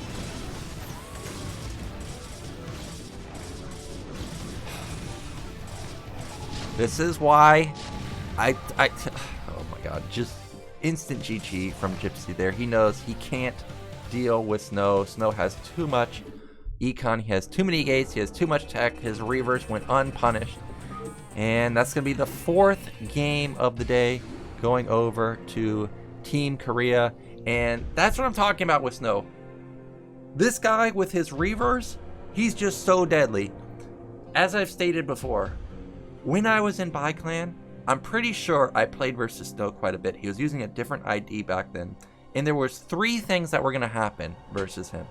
You're going to lose all your SCVs, you're going to lose all of your units, or you're going to lose all of your depots. And in this particular game, you saw that Gypsy just lost all of his tanks. The Reavers are just insane from this guy. I don't understand how he's able to micro them so perfectly all the time. And he was only using that 1 Reaver. Half the time we click the shuttle, and the shuttle even had the second Reaver loaded up. He doesn't even need a second Reaver. That's how deadly this guy is. So this is most likely going to be a repeat of what we've already seen through all the show matches between the Koreans. 4-0 so far. There's only 5 left.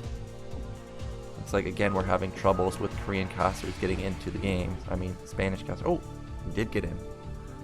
So we're going to be going into the 5th game of the day. It's going to be Hero versus Ultra.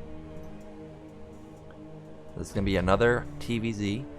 Now, you know, Ultra, if you had asked me of Ultra's state about a month ago, or even just a week ago or 2 weeks ago, I would say that, you know, Ultra, I think, is a bit weak in TVZ. I really like him in TVT.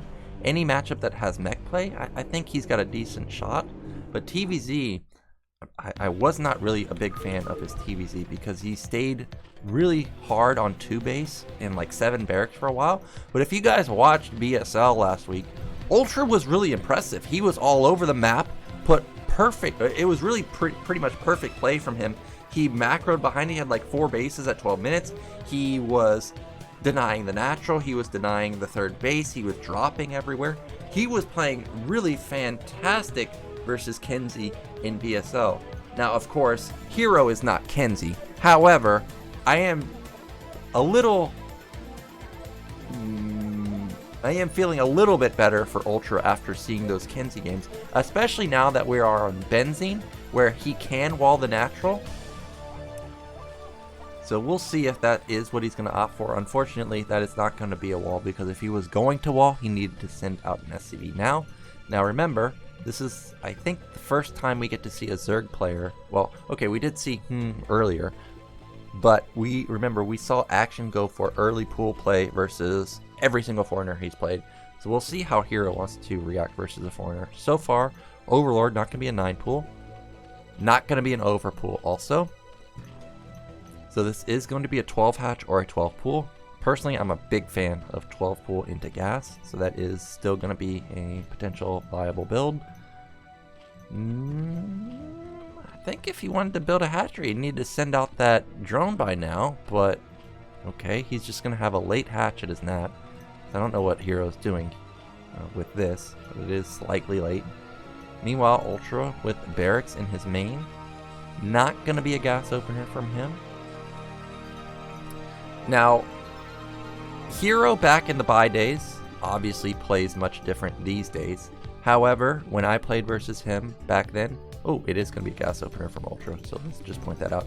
However, when I did play versus him, he did play Hydras quite a bit, and because Benzene is a map with mineral only, that's the third base that Zergs sometimes take, we may see a Hydra opener, okay, maybe not a Hydra opener, but a Hydra mid-game play from him.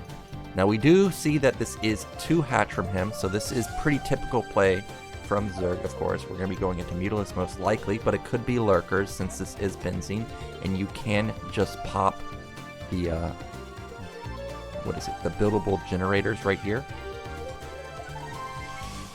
So we'll see if he does end up going into the Hydras. Now, meanwhile, Drone trying to be annoying, but Ultra is saying, hey man, SV can fight a little bit. Factory coming in for Ultra. Now, as I've stated before, Ultra's a bio player, so this is somewhat interesting. I don't think I've ever seen him play mech versus Zerg, so I really don't know what this is intended to be, whether it's going to be like a Wraith follow-up, whether this is going to be a Goliath timing. He may go into Goliath timing. I think this is probably going to be a Goliath timing simply because I don't think you can really out micro Koreans. I think going for a Wraith opener would be a bit suspect. Meanwhile, we see that Lair is coming down for Hero. Now, these Lings are nice, and the reason I like them is because a lot of foreigners, or a lot of players in general, will float a factory in your base. So simply just having these Lings over here automatically shuts down that build. So these 2 Lings, even though they look like they're kind of misplaced, this is definitely planned. You know, Hero didn't scout at all. The Overlord now coming in just now sees that this is the command center follow-up. But the command center is late, so there could be a factory out on the map. So still, these Lings are sitting in position. Now, this is shocking. He is going to go for an add-on. He is going to go for the starport, and this could be a drop. Okay, this looks like it's going to be a drop, and I do not really like this play from Ultra, because the sunken colony's already set up. Drops don't get there in time versus a Spire opener that's this quick. And this already looks like it's going to go over to... Sad to say, it already looks like this is going to be a victory for Hero. I don't see a Valkyrie, I don't see an Armory anywhere, so it's not going to be like a Valkyrie follow-up. You don't see an eBay anywhere. 5 minutes is when the eBay needs to come down if he does not want to die to Mutalisk.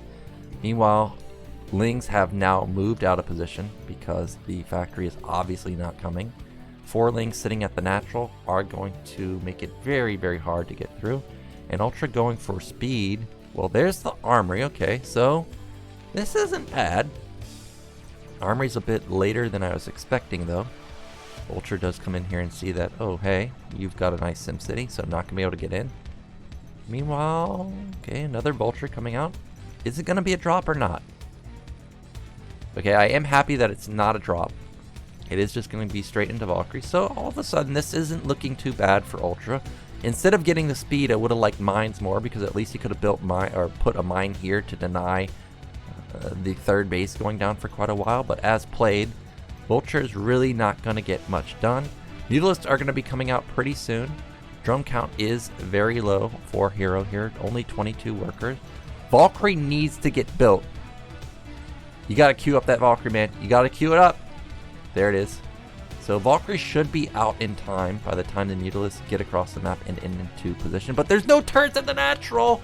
And that's going to be a very dangerous situation for Ultra. You got to build turrets, man. You got to cut some workers to get these turrets up. Luckily for Ultra, the Mutalisks have moved down to the main. But as I say that, there's no turret at the bottom side. Ultra, his Valkyrie still not out just yet. He's queued up another Valkyrie though, but already these Mutalisks are going to be annoying. The turret does complete, but not able to save that turret. Now the Valkyrie comes out and will show itself. The 4 vultures on the other side of the map may be able to deny this hatchery though, because four vultures, well, actually 4 vultures simply still don't have enough DPS to be that annoying. But it does at least draw the vultures or the Mutalisks back, so that's nicely done. Drone count is still extremely low, only 21. Meanwhile, Hydra's as a follow-up, or Hydra Den at least as a follow-up. More Mutalisks coming out, and he spots the Scourge. Vultures do get denied though, and that means that most likely Hero's just going to go for a big drone cycle at this point, since he knows he can't really lose workers anymore. Oh, looks like Spanish Caster is going to drop. Well, maybe not, but 2 Valkyries are already out. Once he gets 3 out, I think 3 is the magic number to kill Scourge. However, the Mutalisks should soak up a couple of the shots at first, and the Scourge trailing behind should be able to get out a killing blow. The 3rd Valkyrie's not out yet though. He desperately needs it. He can't engage until the 3rd Valkyrie's out. And now the Scourge come in, and goodbye 2 Valkyries. Goodbye 3rd Valkyrie. And even though all of these Mutalisks, well, wow, the Mutalisks aren't even that damaged. And this is going to be Ultra tapping out pretty soon because there's no answer. He doesn't have Goliaths being built. He has 3 Marines trying to save the day. And this is going to be another quick win for the Korean squad. Valkyrie's not going to be out in time. He's even queuing up a 2nd Valkyrie behind it. Even if Valkyries end up saving the day here, the issue for Ultra is he has no transition. Valkyrie pops out, and it's going to just run away. All of the SCVs fall also. 16 workers to 36. So Hero going from 21 workers all the way up to 36 in a heartbeat. And in a heartbeat, we're going to see Ultra tap out of this game because he has nothing. So this bio play that I was talking about that looked so good versus Kenzie, well, we didn't get to see that because this was not a bio play. This was a mech play, which I really don't see Ultra play that often, and he just gets picked apart. And that's going to be another win on the board for Team Korea. It's just business as usual for them, 5-0. And now I'm trying to think about who's left. We've got Terror, Bonneth, DeWalt, and Zeke. So at least with 4 remaining players, these are pretty much the superstars of the foreign lineup. But you know, let's get a recap of who's even left. We still have Rush and Sari, and then we have Barracks and Ruin. So we still have 2 of the mega superstars for Korea, and then we still have 2 lower tier pros. If Team Fat, Team Foreign All Stars wants to get a win, I think they need to just send out Bonneth and DeWalt versus Barracks and Ruin, because versus them, I think they have a good shot. I actually don't think anybody can kill Sari and Rush. That's just my personal opinion. I don't see any world where the Terrans end up losing, just because Terran is so solid and they can rely on being ultra defensive and go into heavy upgrades. I just don't see it. So, unfortunately,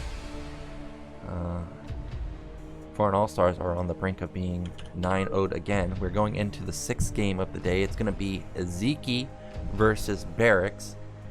Another ZVT. We already saw Speed pull out a mech play versus Gornich.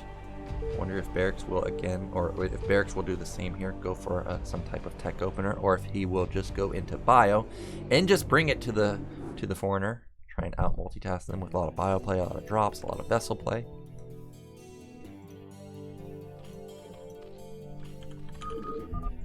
So we are in What map is this? Actually, oh, it is Shakura's Temple. So we have in the top right our Korean Terran representing KT Rolster. It is Barracks. And in the bottom right, one of the strongest Zerg in the foreign scene, it is Ziki. Now Ziki, of course, has very, very, very good Mutamicro. And we'll see if he can transition that into a victory versus Barracks. But of course, Barracks, he's a pro, and he gets to play against the absolute best Mutamicro in the world. So he shouldn't have a big issue with Ziki's Mutamicro. He should be used to it at least. Now, what is the opener going to be for Ziki so far? Standard. It's going to be an Overlord for him. Meanwhile, no aggressive play from Barracks. We don't see an 8 racks. We don't see any super aggression from any of the Koreans so far, really, other than Action going for a 9 pull. But, I mean, he can manage his econ perfectly. But I don't even really think 9 pull is intended to be that aggressive. Meanwhile, 2 more drones being popped for Ziki. He is going to go for the 12 hatch opener. And Barracks is just going to go for a standard Barracks timing. He's going to send out his SCV. We're just going to wait to see what direction it is going to be. And of course, it's going to scout the Foreigner first. And that's going to give Barracks all the intel he needs to make a decision on what he wants to opt for. We see that there is no gas, so this is not going to be a tech build, at least not just yet. We may see a delayed tech, but it is not going to be a fast factory opener. Meanwhile, Ziki did not build any additional drones. He does not want to die to a potential 8 racks or something like that. I think on a map like Shakura's, you should consider building additional workers, since the chances of an 8 racks happening on this map is quite low. That's my opinion, especially since you can't build it in the center of the map. Now that is really good drone micro. He knocks down an SCV down to 15 health. Ooh, good SCV control. He might get that SCV. He gets it. And that is nicely done, and he is going to escape. Now, I don't think he saw the gas, but he would have seen SCVs mining or sending back the gas resource. So he didn't spot that, so he should know that, hey, this is not a tech build. It is just going to be a standard command center follow-up. So this is the best opener so far the foreign squad has gotten, simply getting one of the first SCVs in the early stages of the game. Now we've got a bit of a lag spike coming in. Now what does Barracks want to do? Typical opener is to go for a second racks, but sometimes they get greedy and go for a fast gas and eBay. 2 Marines moving out. Lings being produced by Ziki though. He's going to build 4 for now, maybe 6. Okay, he built 2 at his natural too. And the SCV does not spot it. So this is going to be 5 Lings moving across the map. Oh, this could be dangerous for Barracks, because 5 Lings versus 4 Marines. 5 Lings, of course, will beat this. There's no SCVs being pulled to. So I'm liking this position for Team Fat right now. Barracks may have underestimated the Marine, or the Ling count. Oh no, is the 5th Marine going to get out in time? He is not out in time, but Ziki is hesitant to engage it. Oh man, that's a missed opportunity, I think. Oh, now he sees that the 5th Marine is out, and he is going to just turn around. Meanwhile, Barracks did go into the standard 2 racks Academy follow-up. This is about a 340 Academy, so somewhat quick. Meanwhile, a couple more Lings and more drones being produced from Ziki. Spire is starting. Oh, it's not starting. It's not starting. Ziki, you got to start that Spire, man. Okay, now he starts the Spire. Academy's going to be finishing pretty soon. 7 Marines, so it's going to be 9 Marines, 2 medics when Barracks moves out. Stim has not started. Stim has not started. Okay, now it has started. Speed. Oh, it is done for Ziki. So 2 Lings are going to come in here, just try and be a little bit annoying. Draw units out of position. Ooh, he does catch an SCV. That is nicely done from Zeke. So he's gotten 2 SCVs in the early stages of the game. It's a 20 worker to 24 worker lead for Barracks right now, but Zeke slowly closing the gap. Meanwhile, Sunken Colony is going to be morphed. As I mentioned, it's going to be a 9 Marine, 2 Medic move out. Firebat's coming out for Barracks as a follow-up. Make sure he doesn't take a lot of damage to a Ling counterattack. Meanwhile, instant counterattack. Now remember, these Firebats do not have stim, so they have to be careful on the ramp. But Barracks is moving out. He's already going to, well, he's going to be facing 1 Sunken. Second Sunken is coming up for Zeke. Evolution Chamber going to try and buy some time. Also, Firebat moving out now also. So at this point, Barracks is feeling quite confident. Ooh, he jumps on the Sunkens, and this might be an overstep. The Sunken Colony does finish, but maybe not. Sunken Colony at the top is going to fall. Zeke doesn't have any units. His Mutalisks are not out on time because his Spire got denied, and this might be another quick game for Team Korea. Firebat, it's kind of stuck, but Marines are going to move into the main. He takes down another drone. He's stimming like crazy, so these units are, oh, actually they have more health than I expected. And what looked like it was going to be a pretty good game for Zeke all of a sudden is falling apart. Focuses down a Mutalisk. Firebat, Firebat! Okay, he cleans it up, but he lost so much there. He almost lost a second Mutalisk too. Somehow, Zeke doesn't die to this attack. Now, Barracks loses a lot with that attack. Was he supply blocked? Because why does he have no units? He has only 3 Marines. Now he's scrambling to get up turrets. He's also scrambling to just get his, his Marine count up to something decent. You can see that Zeke's worried about a small counterattack to the natural, so sending out some Mutalisks spread through the center of the map to make sure there is no 3 Marine counterattack that's going to hit him as soon as Mutalisks get to the main. That's a smart move, but we see that that's not what Barracks went for. Instead, he is just powering up behind it. He's got really nice, wow. He's dealt so much damage that he just doesn't want to lose the game, and he knows, or lose the game to Mutalisks, and he knows he's in a fine spot. Factory has started. It's about halfway done. Looks like there's a bit of an opening on the Barracks, but really, Barracks is in an amazing spot right now. He's doubling the worker count. The third hatch just now starting for Zeke. In comparison to the Hero versus Ultra game, that hatchery was done basically when Mutalisks got to this amount in the game. Now this is annoying. The Mutalisks are splashing the Barracks, and Barracks is taking a lot of damage onto his Marines because of the splash damage too. So these 2 turrets were a little bit out of position. He may end up losing this Barracks. Look at this fantastic Muta control. And because, ooh, he loses 2 Mutalisks right there, he still has 5, which can one-shot the Marines. But that was a big win for Barracks. Taking down those couple of Mutalisks going to alleviate a bit of pressure. But these medics have no energy, so every stim is very, very punishing on the army of Barracks. He needs to get some more medics. Well, actually, Barracks is kind of playing a bit sloppy. He's queuing up a lot of Marines. He's got a good worker count. What did he scan? He scans the Nat and the main, and he sees like, wow, your Hydrogen just started. Meanwhile, Starport is almost done for Barracks. He is not going into the double Starport, at least not just yet. I thought after he scanned the Hydrogen, we may see him put an add-on onto the factory and go into a tank push, but not the case. Meanwhile, 9 Mutalisks for Zeke. He's trying to recover his drone count. You can see he's at 22 now. He's done a pretty good job with the Mutalisks, keeping Barracks at bay. Yeah.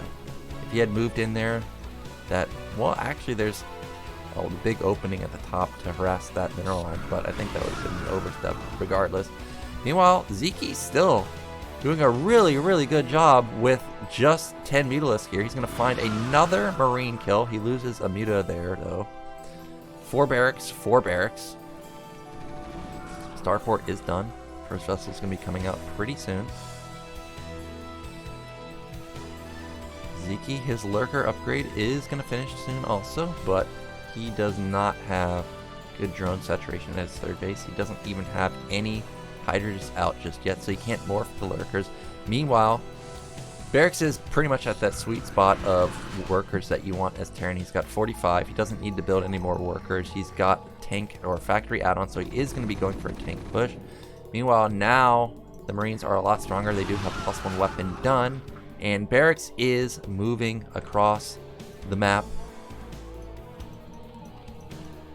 Sunkens are scrambling to get up, but the Mutalisks are not having the best time delaying this push, and this might just be a game-ending move. Sunken is not done.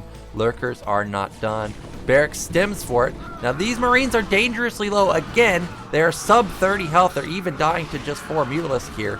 And Barracks, I will be pushed back for now, but the subsequent follow-up, I think, will take down this Zerg. Oh, more reinforcements coming in, but there are 3 Lurkers, so it would be a bit ambitious to try and bust through this.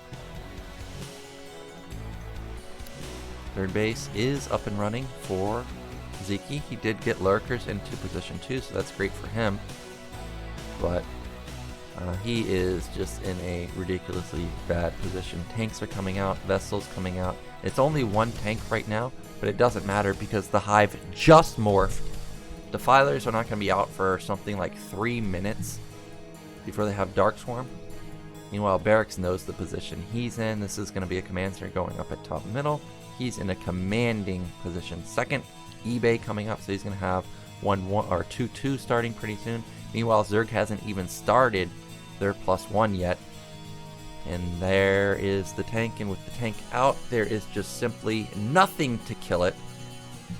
And we are seconds away from a GG coming in, unless Zeke has some type of miracle hold where the Lurkers instantly pop the tank and somehow also splash through all the Marines.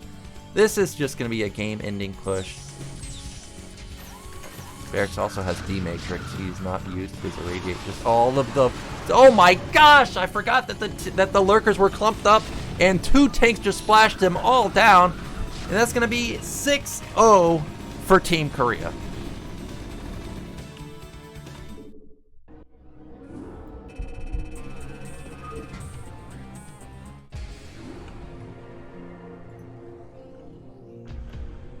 Well,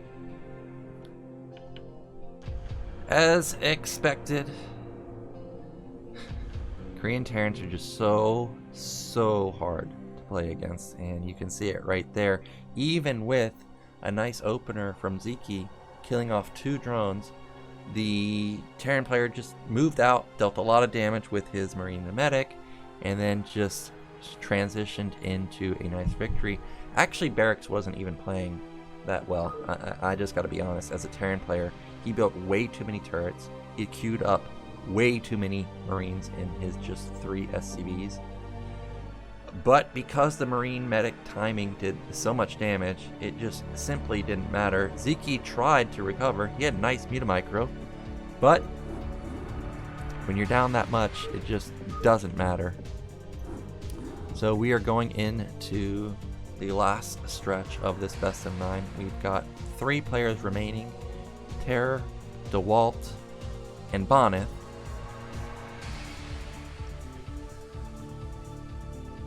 We'll see if any of them can finally put a win on the board for Team Fat.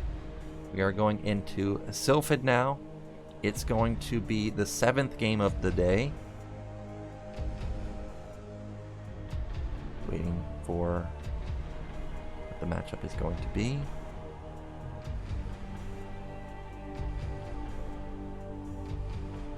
So it's Ruin versus Terror. So a TVP. So let's get into the 7th matchup of the day. Let's see if Terror can eke out a victory versus Ruin here. It's going to be very, very hard, but Sylphid is a great Terran map.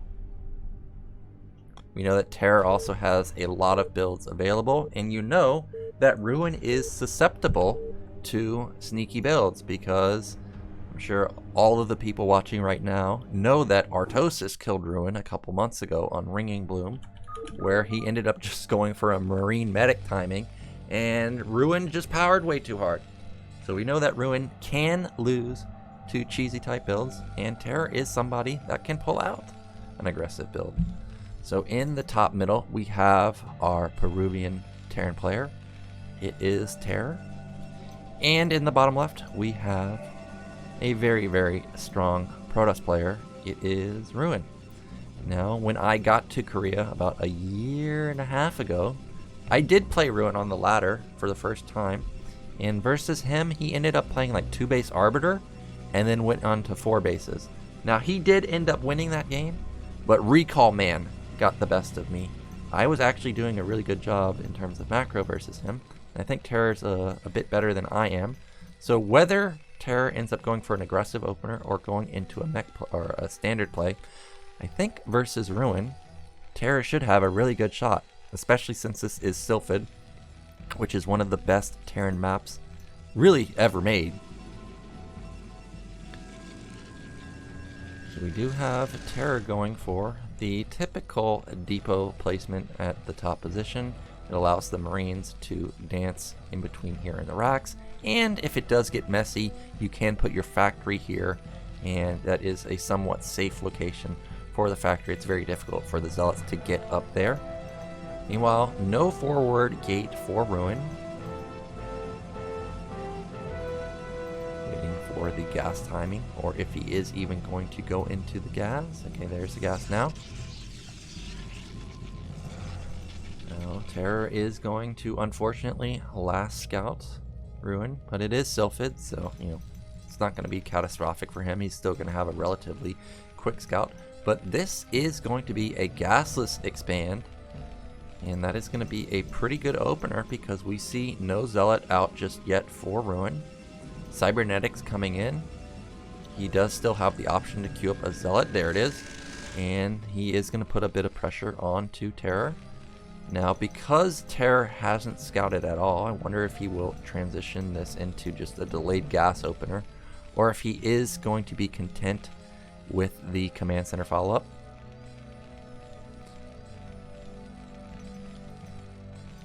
For now, this is kind of an in-between because he queued up the Marine before the command center. He's queuing up more SCVs before the command center. He doesn't have the gas. He hasn't started. This is a very kind of unoptimized gasless opener, but it is a safer gasless opener. You know he's going to have more Marines versus this Zealot. So far, he hasn't even built the bunker. I guess he expects to have 4 Marines at a decent time that he's going to be able to fend this off. Meanwhile, this SCV is dangerously low, and Probe is already on top of it. But only needs 2 more hits, and he got it. And we see that range was coming in. More than likely, Protoss won't cancel this. Oh no, the Zealot is already damaging all of these Marines. Oh, there goes one. Oh, there goes. Oh, I thought he was going to get the second one. And that was a very, very dangerous situation for Terror. I thought he might actually lose all of his Marines. But as played, he ends up managing to save 2 of them. And it doesn't matter if they have 1 health or 40 health. As long as they are in the bunker, that's all Terror needs. So this is a pretty good opener for Terror, especially since we see that Ruin is not doing any type of funny business. Factory coming down for Terror. Meanwhile, Command Center is going to finish.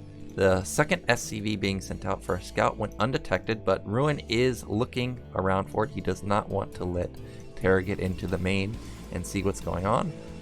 That's going to be a robo follow-up, I'm pretty sure. Yep, there it is.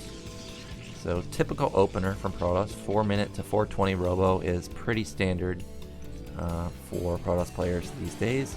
Meanwhile, second factory for Terror. He is going to put on a bit of pressure. Now, I am a little bit surprised that Ruin here is not pressuring the bunker at all, because really versus the gasless expand, you know, Terran really does get a sizable SCV lead generally, and the way to balance that out is to pressure the bunker, but he really hasn't done that at all. Instead, he focused most of his attention on getting that SCV. He does get it, but I don't know which is more worth, killing the 1 SCV or actually killing or actually damaging the bunker for so long. But it does force out an instant eBay from Terror. Now he is going to pressure the bunker with just 2 goons. Third goon is going to be moving out. right now. Now double add-on. So there's two options here for Terra. Is he going to go into double mine and speed upgrade, or is he going to go heavy tank? I think we're going to see double tank, and we're just going to see a really big, like 9 tank push into Protoss and try and transition that into a victory. It makes sense with the eBay also, because you can put up a turret ring and then Moon or Ruin is in the dark as to what this actually is. Yep, second tank coming out. So this is going to be a heavy tank style from Terror. He's still got a worker lead. He's at 34 to 31. These goons should be pushed back by this tank. He's going to need to lift the racks though. Now there are 4 Marines in the bunker, so the goons, if they try and jump on the tank, will take a lot of damage. Now this is a greedy follow-up from Ruin here. A 6-minute Nexus. There's no support bay. We also know that this was not the fastest robo ever. So a timing would be pretty dangerous versus Ruin. First observer is moving out. We don't see a turret ring though. I think that's a bit of a misstep from Terror, but oh, actually he is going for mines and speed. So if he's not going to go for that 5-fact mass tank timing, then this is just fine. It doesn't necessarily matter what Ruin scouts. Now I'm looking for the armory. Okay, there it is. Armory at the natural, 630 armory. That means that this is going to be about a 1330 2-1 timing if we even get to that point in the game. Now this move out is quite slow. Usually you see this move out at 6 minutes if you're going for a standard 12 gas opener. So I don't think that this is really going to have much success. There's already 8 goons out on the map. 4 goons, 2 shot a tank. So 8 will 1 shot a tank if all of them are in sync. Oh no, he might lose his first couple vultures. Almost lost that one at the top. Meanwhile, Terra behind this, taking a very greedy third base. This is so risky, because if this was a normal Reaver opener, where's the defense for Protoss? Or where's the defense for Terran if there's a Reaver in our main? Well, I mean, we've got 1 turret, but there's not mine set up, there isn't tank set up. It would have done game-ending damage, but as played, I guess it's fine for now. Terran's at 45 workers to 45. We see that Terror, or Ruin here, is going to go for a delayed Reaver. This is very unorthodox. Another turret going to go up on the left side of the map. Now this depot placement is very nice for minimizing Reaver losses, but I think if this was me playing at this point in the game, I wouldn't be expecting Reavers at this point because of how late it is. But this was a nice read somehow from Terror to mitigate the amount of damage that the Reaver will do when we see it come in at around the 9-minute mark. Meanwhile, third factory going down. This third command center has gone unscouted. So this is a pretty good opener, honestly, for Terror at this point. Vulture delays the 4th base for now. Meanwhile, Forge just started at 8:30. Also, Citadel hasn't started for Ruin. So this is kind of an awkward opener for him, because really you want to get into a quicker Citadel. It allows you to get into a quicker Stargate, quicker Storm. So the fact that the Citadel is so late means that we're probably going to see Storm style as opposed to something like Arbiters. Now Reaver finds an opening into the main, and there is no defense. Absolutely none. Just a single turret on the left side is going to deny the shuttle from getting into the SCVs over there. But he's going to take down that turret. Tanks are coming back, but damage is done. The worker count was even a moment ago. Oh no, now he's got to run into the Reaver. Oh, Reaver gets a nice shot off onto those tanks, but he may have overstayed. Not able to take down any of the tanks so far. That's going to be a juicy hit, takes down one of the tanks, but the Reaver is going to get away with his life. But again, Ruin doesn't know about this mineral only, and honestly, I'm okay with Terra's position right now. There's not a huge gateway flood. He's got 3 factory versus just 4 gates. However, the starport was delayed. That means that his +2 timing is going to be delayed. We see that Terror has been spending his scan. I'm not too sure what he actually saw as far as build order for Ruin. Does he know that this is going to be like a 10-gate speed zealot goon follow-up, or if he thinks that this is going to be tech? I have no idea. There's the starport on the right side, a little bit late, but not the worst. We've got this bunker in the center of the map. I didn't even know you could build a bunker there. But you can see that Terror seems to be extremely thin on defense. Now he's consolidating it more towards the center of the map. He's got turrets all over the place. Wow. Just buildings everywhere. Didn't even know you could build all this stuff on Sylphid. Shuttle man running all over the place, trying to find a hole, but not able to find one just yet. Second armory has started. Looking for that science facility. There it is on the right side. 30 supply lead for Ruin right now, but a worker advantage for Terror. He's got his mineral only. Meanwhile, Ruin taking his 4th base. Only 7 gates for Ruin. I think you guys can notice, like, in comparison to Snow's game, where Snow had Arbiter tech and also had 10 gates and also had speed, like, Snow's build was much more on point, and he even had more bases. So, oh my god, that's a lot of shuttles. Okay, so we're gonna have a massive shuttle bomb. There's not that many turrets in the center of the map. Here, Ruin comes. That's a lot of tanks, though. I don't know how successful this will be, but half of them are not sieged up. Ruin trying to get on top of these tanks in the back. Reaver and Zealot is going to unload. Reaver does get taken out, but that's a big shot on the top tanks. And there seems to just be way too many goons. There's not enough tanks. The 2 tanks at the top are going to get taken down. And now he can avoid these 2 tanks at the bottom. And unfortunately, this is going to be Terror getting wiped out also. And this is going to be a 7-0 victory for Team Korea. There's just nothing for Terror. He only has 3 factories still. And he ends up tapping out. So nicely done again. From the Korean squad. And even though Terror, I think, had a good opener versus Ruin, and Ruin didn't even macro that well, it just doesn't matter. They can just do whatever they want. The Reaver really threw Terror off quite a bit. As I mentioned, you're not expecting a 10-minute Reaver. Like, that's not a thing. So, unfortunately,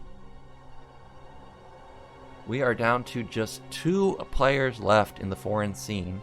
I'm trying to add up the score right now. It's 34-0. 34 straight victories for Team Korea. Well, I'll just say this. If you only have 2 matches left, these are the 2 players you want. It's going to be Bonnet and DeWalt to try and save the day. But this is not the matchup you want.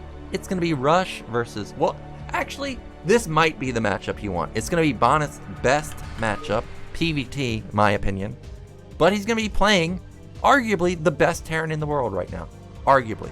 Rush is such a killer these days that it's going to be extremely hard for Bonnet to take down Rush.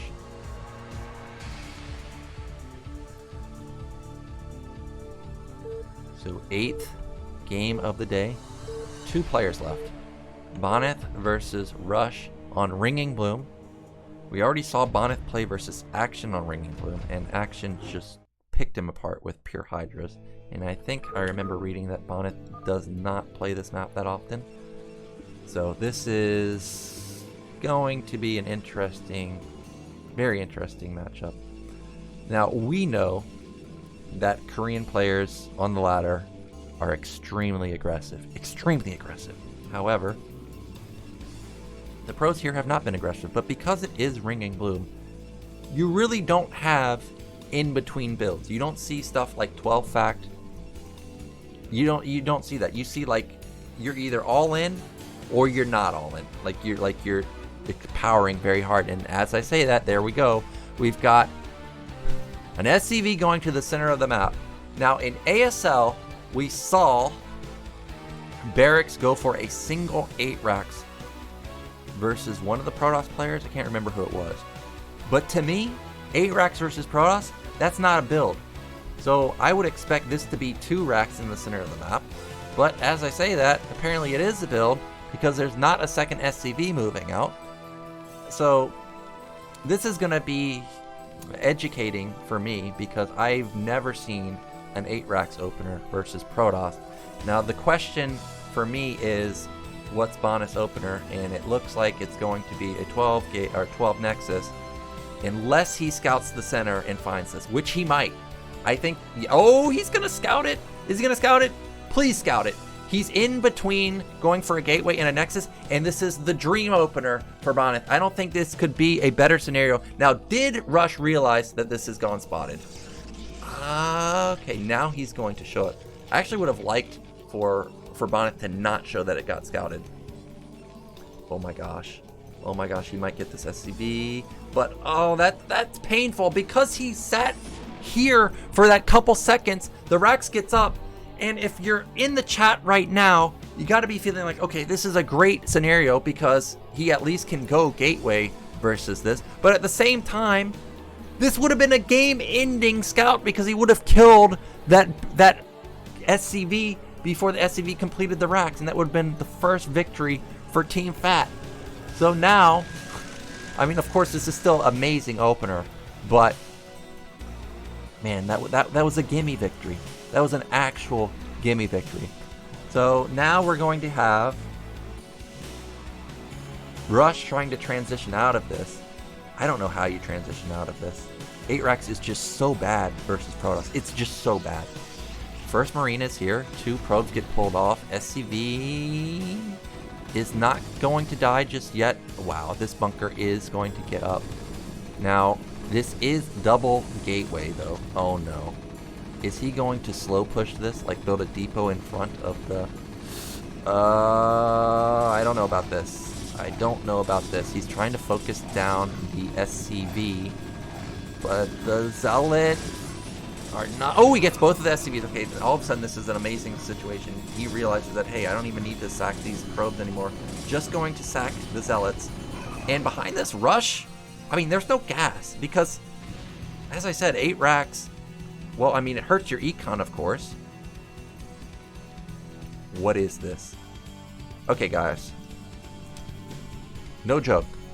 This could not be a better scenario for Bonnet right now. It can't be. This is the dream opener for him. He denied an 8 racks. Terran's econ is in the dumpster. 14 SCVs to 16 probes.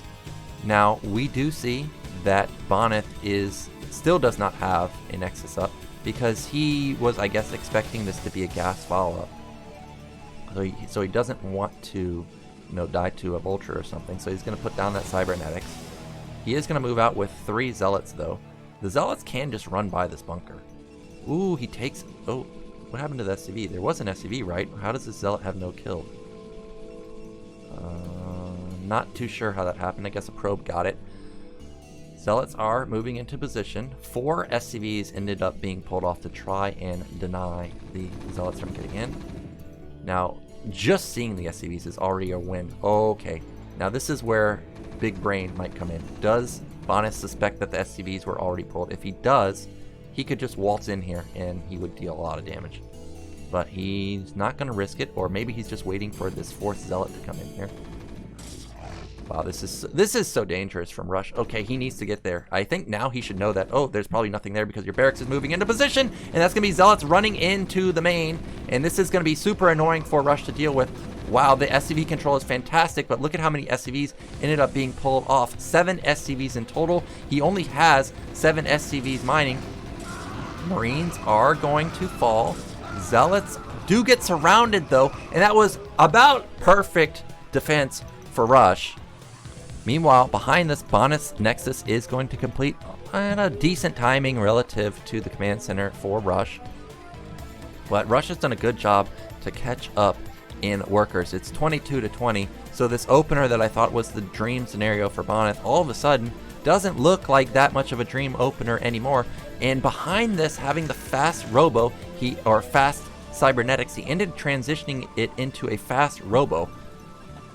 And we see that Rush's factory isn't even done just yet. He's rushing an eBay because he doesn't know what this is. He's sending out a second SCV. Bonnet smartly knows that a lot of Koreans will send out another scout. So he's going to intercept this SCV. Let's see if Rush can save it. Nope, he's just going to sack it. Ooh, cannot lift it. Oh no, don't shoot your own unit. Please, please get it. Okay, he gets the SCV. it did not get into the main. Now, he did notice that the goons, I don't think, have range, but because this game is so weird, he may not suspect that range would have been kicking in anyways. Meanwhile, first Reaver is coming out. Turrets are already going up for Rush. You can see that a couple SCVs at the natural, or at the entranceway to prevent something like a DT run by. Rush has caught back up very nicely. A slight worker lead for him. It's just, well, it was one a moment ago, but now it's just even. Meanwhile, Bonnet's going to be putting up what seems to be another Nexus at bottom middle. First tank is going to be coming out for Rush. Wow, this is such a weird game. He's going to have one Reaver and one Goon or something, or two Zealots, I mean, versus probably two tanks. Actually, just two tanks. And he's also going to have speed. Oh no, he's not going to have speed. I thought he was getting the speed upgrade. Meanwhile, 4-gate follow-up for Bonnet. Now look at the natural. There is no defense. No turrets at all. You of course know there's no tanks. There's also an opening on the left side, and Rush is going to try and transition this into 5-fact timing? There are the 4 factories going down. This eBay, I love the eBay float. Unfortunately, not going to work for him this time because the shuttle went straight through the center of the map, and he is avoiding the turrets. He's going to go into the natural, and this is going to be annoying. Rush does not have his turret in time, so he's going to kill that. He's going to force an SCV transfer also. Instant reaction from Rush. Gets that turret, though, as I stated. There's only 2 tanks. He sieges on the high ground. He's going to try and get some shots off onto that Reaver. But Bonnet does not fall for the bait. Rush is in trouble of losing these tanks if he didn't instantly unsiege. There goes, he does unsiege. And Bonnet is just going to escape. Now, meanwhile, behind this third Nexus going up. Now, we know that Bonnet loves carriers. Ooh, that's really nice. He's going to take down that tank. Goodbye. Free tank for him. He's going back into the natural for some more damage. Ooh, he's got to be careful. That's a good scarab shot. Maybe. Nope. Oh, he's going to take down this tank also. The tanks on the other side are a little bit too far away to deal any damage to that Reaver. And this drop is fantastic. It's throwing everything off for Rush right now. There it is. There's the weapon damage coming in on that cybernetics. Remember, there's no academy, there's no armory, there's no nothing. So there's nothing really to shut down this Reaver. The Zealot, ooh, okay. Looks like the Reaver for now is going to get shut. Okay, we're playing with fire at this point. Turret is going to live, but third Nexus is up for Bonnet. You can see that he skimped on a lot of probes to do all that. So that was not the greatest, but he got a lot of damage done with the Reaver. He's now starting to take his gas at his natural. He's going to start going into that carrier play. Ooh, no. Vultures are going to run into the natural. They are going to get some kills, and this is one way that Rush can get back into the game. He also spotted the Stargate, but he only spotted one. And the fact that he only spotted one, he may be thinking that this is going to be Arbiter play. Nice pylon wall at the backside right here. Make sure that that is super tight. Don't want to let anything in. Where's the fleet beacon? I don't see it anywhere. Bonnet's floating a lot of money right now. Oh no. He's not building any units either, man. There's nothing coming out of the robotics. What is he doing? Is he just blocked? Oh, he's supply blocked right now. But where's the fleet beacon? I just miss it? I don't think so. Bonnet just simply had a massive supply block, and Terran's moving across the map with 7 tanks, 6 tanks, and a handful of vultures, and supplies are surprisingly close. Oh my gosh. He missed his fleet beacon, so now he's going into mass gateways, but he doesn't have anything. Okay, he drops on top of the tanks. Goons are picking off these tanks. Zealots also picking off tanks, and Rush overstepped. He's going to lose his entire army. Didn't even use the Reaver there, and he's going to push back this small timing attack from Rush. Wow, I can't believe that he was able to push through so easily. I thought for sure that he was in trouble, especially since all the tanks were sieged up. And Boneth is looking to be in the best position we've seen amongst all the foreigners through all 35 games now. And this might be the first game that Team Fat puts a win on the board. Vultures are moving. They're going to move to the left side, like a couple of mines. Meanwhile, Rush is going to try and transition this into a third base. I don't see that ever happening. But, I mean, he's going to try. He's starting his armory. Look at this. At 11:30. Well, I was talking about how Terran can rely on the heavy upgrades being in a defensive posture, but with 11:30 upgrades, that's not going to be the case. Vultures, I thought, might try and go for a backstab to try and catch some probes off guard. There they go. But Boneth too smart for that. He already has 6 goons just sitting here and waiting. Remember, Rush doesn't even have an academy, so he has no idea what Boneth is doing other than those 2 vultures that got in. Look at this SimCity. He's saying like, hey, if you trying to do a run by, you are not getting it. That's not going to happen. So I like this SimCity from Boneth here. This is 4 Stargates too. This carrier count is going to ramp up ridiculously high. And as stated before, no armory, no 2-1, no 3-2. There's going to be no counterplay to these carriers. And actually, once Rush sees the first 2 carriers, he might just tap out. Especially when he sees 4 Stargate. He might scan and just leave. But we've got a 30 supply lead for Boneth right now. Vultures have done no damage. Tanks have moved across the map, but they are spotted by this single observer. Boneth now moving all of his units into position to try and deny it. Meanwhile, he still has a chunk of units at his main, making sure a Vulture counterattack can't do anything. Oh, this is a lot of, well, actually, that's not a lot of tank. Wow, he loses 3 goons to 1 single tank shot. Zealots get on top of the tanks, though. Wow, look at those big hits, taking out all of the goons, but he's still going to lose all of his tanks here. Vultures aren't able to get into the main. They're also not able to get into the third base. So again, this is a complete denial of a timing attack from Rush. And Rush, what can he do? He's got his third base up and running. Oh, I heard a scan. And he scans 4 Stargates, and the first 2 carriers just popped out.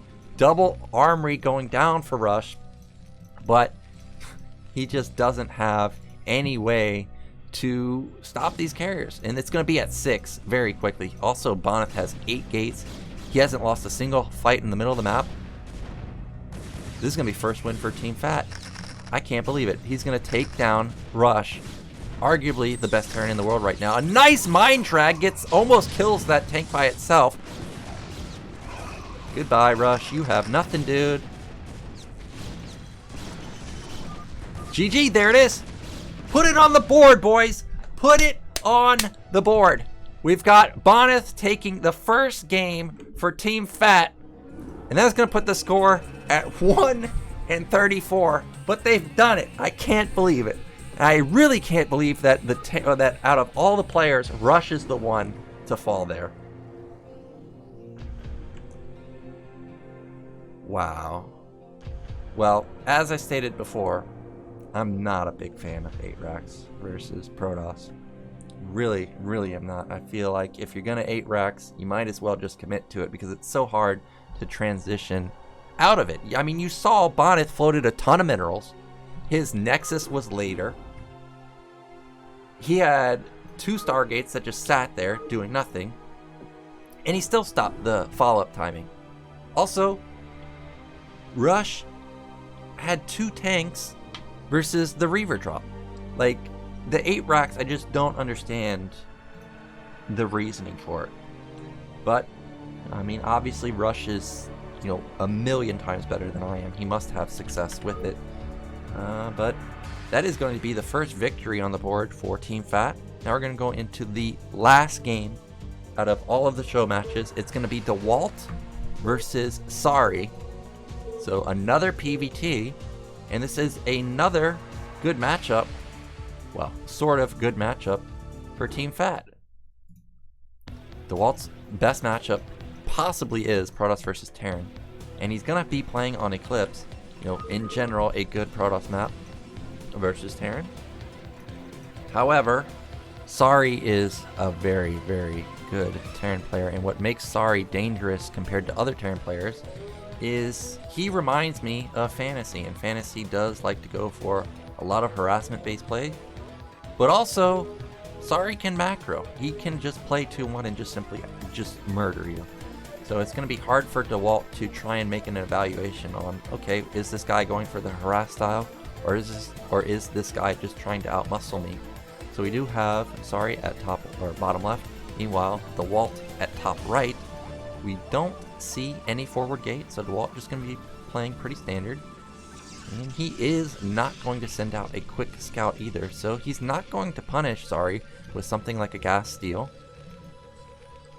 Now, if this is me, and I'm not getting gas stolen, I'm feeling pretty darn good going into the mid-game. Now, what is hard about Eclipse is it is hard to get your third base. So, even if Sari has a good early stages, if he's not able to read what DeWalt is doing and DeWalt goes for a bust, Sari may simply just run out of minerals trying to get his third base. We'll see if that is what DeWalt wants to do. Does he want to go for Gateway Man, go for heavy denial on third base while taking third and fourth base himself, but also sacrificing tech? SCV was at the entrance trying to see if a probe was incoming.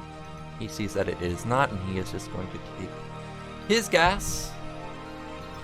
Now meanwhile, probe is going to be sent out now. It is a bit late. It is going to be in the main of Sari before the Marine gets out, so at least it will be able to get into the natural and see that, hey, this is not a gasless expand, it is just going to be a normal 12 gas opener. Meanwhile, DeWalt, no Zealot, at least not just yet. He is building his cybernetics.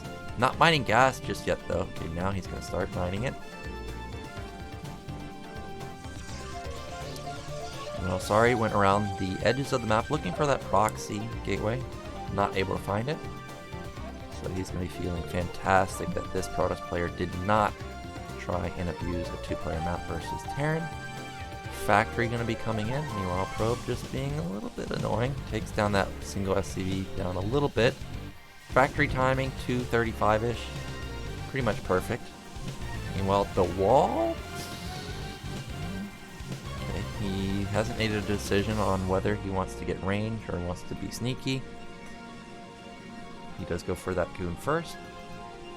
And this does look like it's going to be probably the 21 Nexus or slightly later Nexus. See if he builds the second goon. No. Sorry, only building 2 Marines so far. You have the option to build 2 Marines or 3 Marines. If you build 3, you're delaying that bunker and building a faster command center. Meanwhile, Sari is going to sack this SCV. Now, a lot of the times when you see a player sack the SCV like this, that means they're going to go for a vulture. So we'll see if that's going to be the case. He's also going to be able to get his command center up without building the bunker. So that's one of the benefits of sacking the SCV. There's the vulture also. And he's going to get away with the SCV? No, DeWalt, you can't let that happen. That would be abysmal. But you can see that he's able to streamline his build quite well, getting up the command center before the bunker, getting out the vulture. However, he does have to cut a lot to do this. So he would have gotten supply blocked. So even though he does get this faster SCV, he does fall behind 3 workers. That is one of the trades that you make when going for the vulture opener. Actually, he possibly should have gone for the depot before the bunker, but maybe not. That might have been a little bit too ballsy. But as played, DeWalt's got a good opener. He does realize that, hey, when you sack your SCV like this, a lot of the time that means the vulture is going to be moving out. So you see he has a goon waiting on hold position. Vulture's not going to have any success here. Now, okay, that's a lot of damage to be taken. And actually, what are you going to do with this vulture now? He's been spotted. He's really low health. It's going to be hard to run in for a probe at the 3rd base and not be taken down before the goons kill it. Before getting the probe, I mean. So that was a little bit too much damage taken from Sari. We'll see how he wants to use this vulture later on.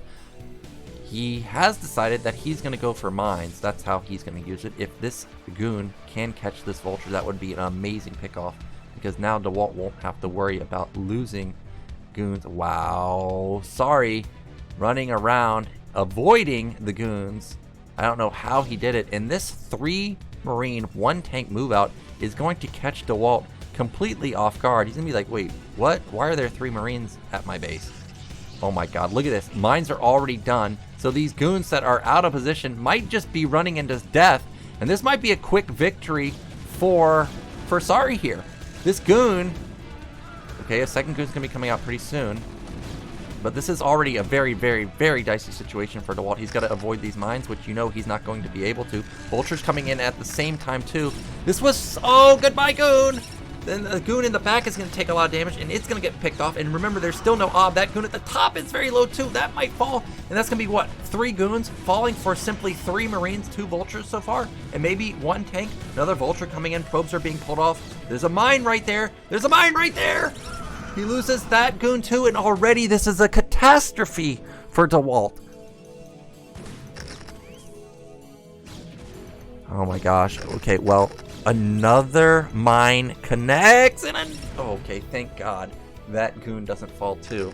And now we have a 7 worker lead for our Terran player. Behind this, he's going into standard. Oh wow, he rushed his upgrade actually. This was like a 5-minute armory. So he's going heavy upgrades while also dealing catastrophic damage to the worker and goon count. This is an amazing dream opener for Sari right now. Meanwhile, behind this, DeWalt went for the safest opener you can go for, which is 3-gate goon ob. I really, really don't like this opener. You're not able to put on any pressure on the Terran. However, it does stop that 3 tank timing that we see a lot of Terran players go for, but we see that Sari's not even going for that. Now he does have +1. Okay, there's the starport. I was wondering if he might go into a 1-1 timing, but he's not. He's just gonna go into typical 2-1. Meanwhile, DeWalt does have his shuttle coming out. There's the support bay at the top of this Reaver is super, super delayed. And Sari's going to see the bad news that, well, siege is already done. He's already got tanks. I mean, even, wow, he moved that far in. Simply snipe a mine. He might have sacked a lot of Dragoon health doing that. Meanwhile, a couple vultures are out on the map. They're going to go for a backstab, see if they can find any success there. Nope, going to be denied. So DeWalt for now is catching up, but he's down 8 workers. You know, at this point in the game, as Protoss, you really want to start thinking about having your 3rd base. But that's nowhere near being even started. A probe hasn't even moved out. Gas being mined at the natural is interesting because he doesn't really need this much gas on 2 bases. So I'm curious where he's going to be spending this gas now. A scan went off. He sees that it's 3-gate. I think he saw the shuttle also, so that's a crucial scan for him. This is a very weird game already. DeWalt's going to be taking bottom right at this point. Vultures instantly are going to find it. Pylons are not going to get up in time. Luckily, well, yeah, luckily there's not that many mines. So for now, single goon might be able to fend this off. Meanwhile, DeWalt with the shuttle coming in. We've got only 1 turret in position. Okay, another turret in the refinery is in position, but this tank might be taken out. Ooh, this was a misstep from Sari. He's gonna lose this tank, I think. Oh, but the Reaver has to fire. Oh no, the Reaver did not fire off the 2nd shot, and that tank is going to get away. Reaver's still gonna be annoying at the top side. Meanwhile, goons at the front bust down this turret, or bust down this bunker, but there are still a decent amount of tanks in position.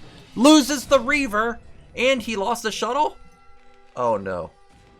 Well, now that scenario where I was saying DeWalt might be able to deny that 3rd base for a long time, that's not going to come to fruition because he doesn't have the shuttle, he doesn't have the Reaver, he doesn't have Speed Zealot, he doesn't have Mass Gateway. You can see that Sari scans the natural and sees that there's a lot of gas, but look at how much gas DeWalt is floating. He's floating almost 1,000 gas. That's why this build is so weird.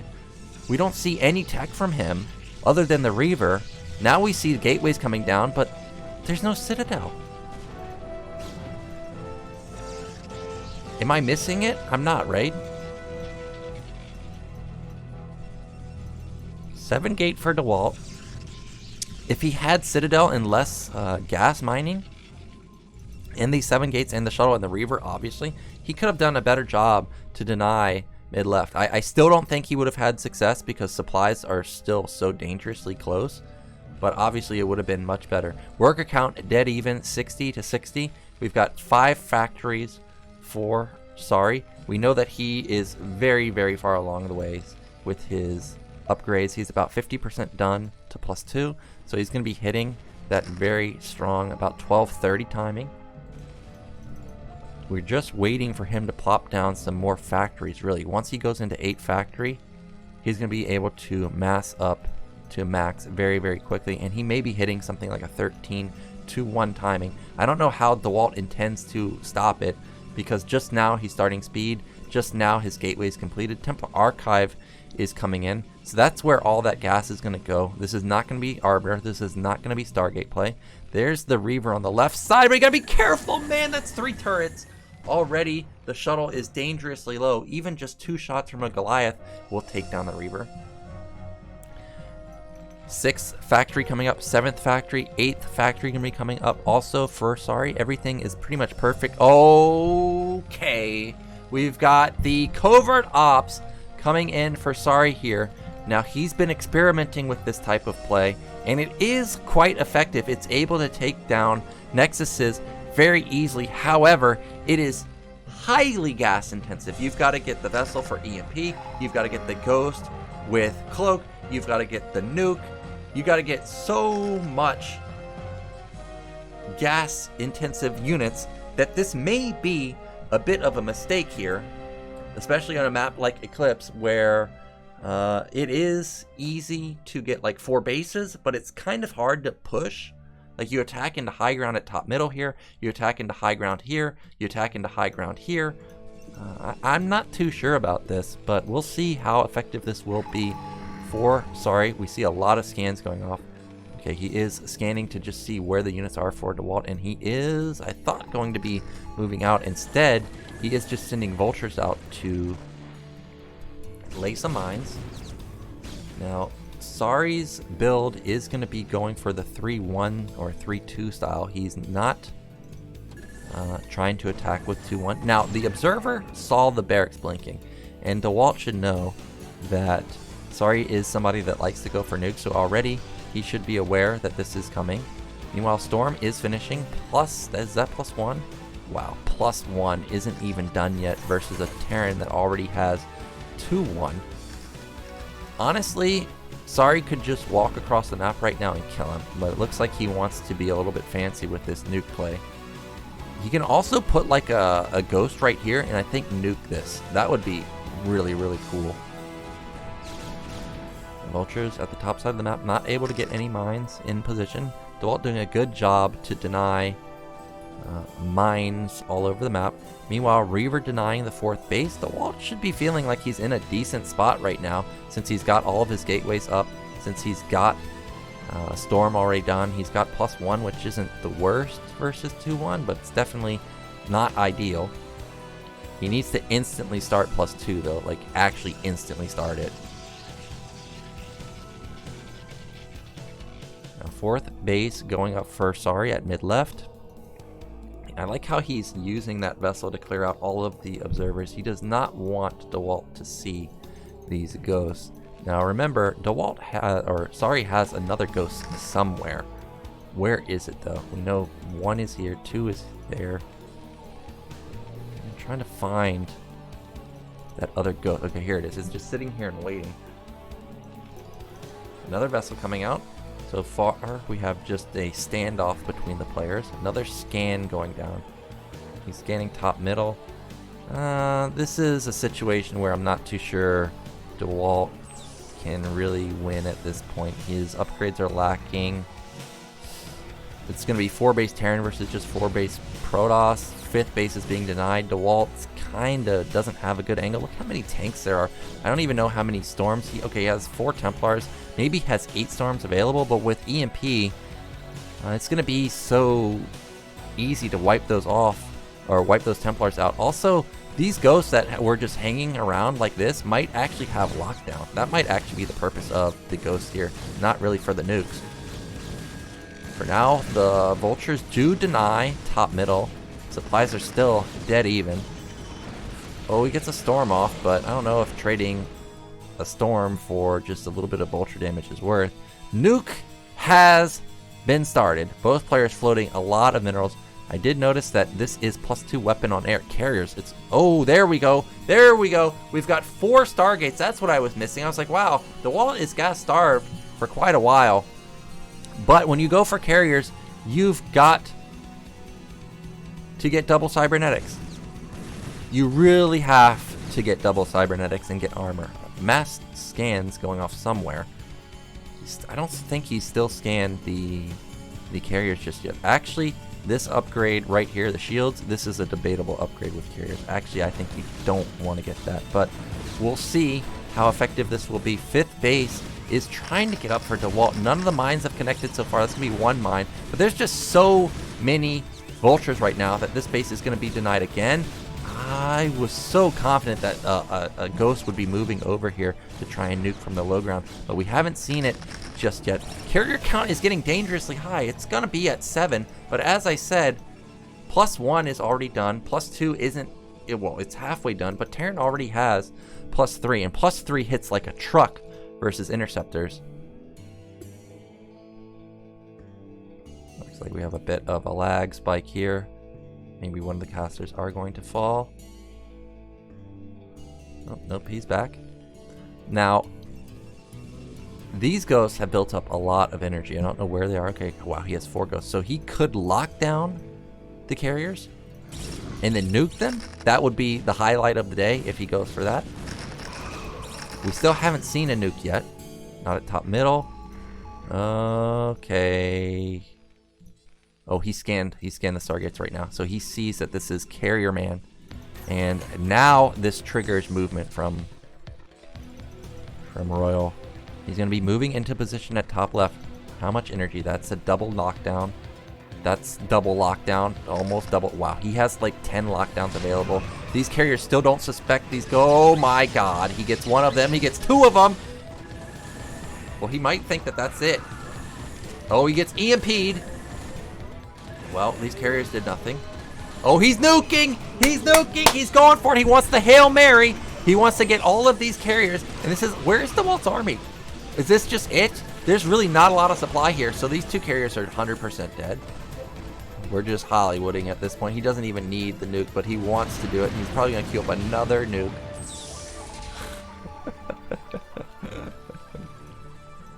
Wow. And he's not even using his whole army. And he still has so much lockdown available. Now he just moves up with half his army. He's like, yeah, I can just kill this still.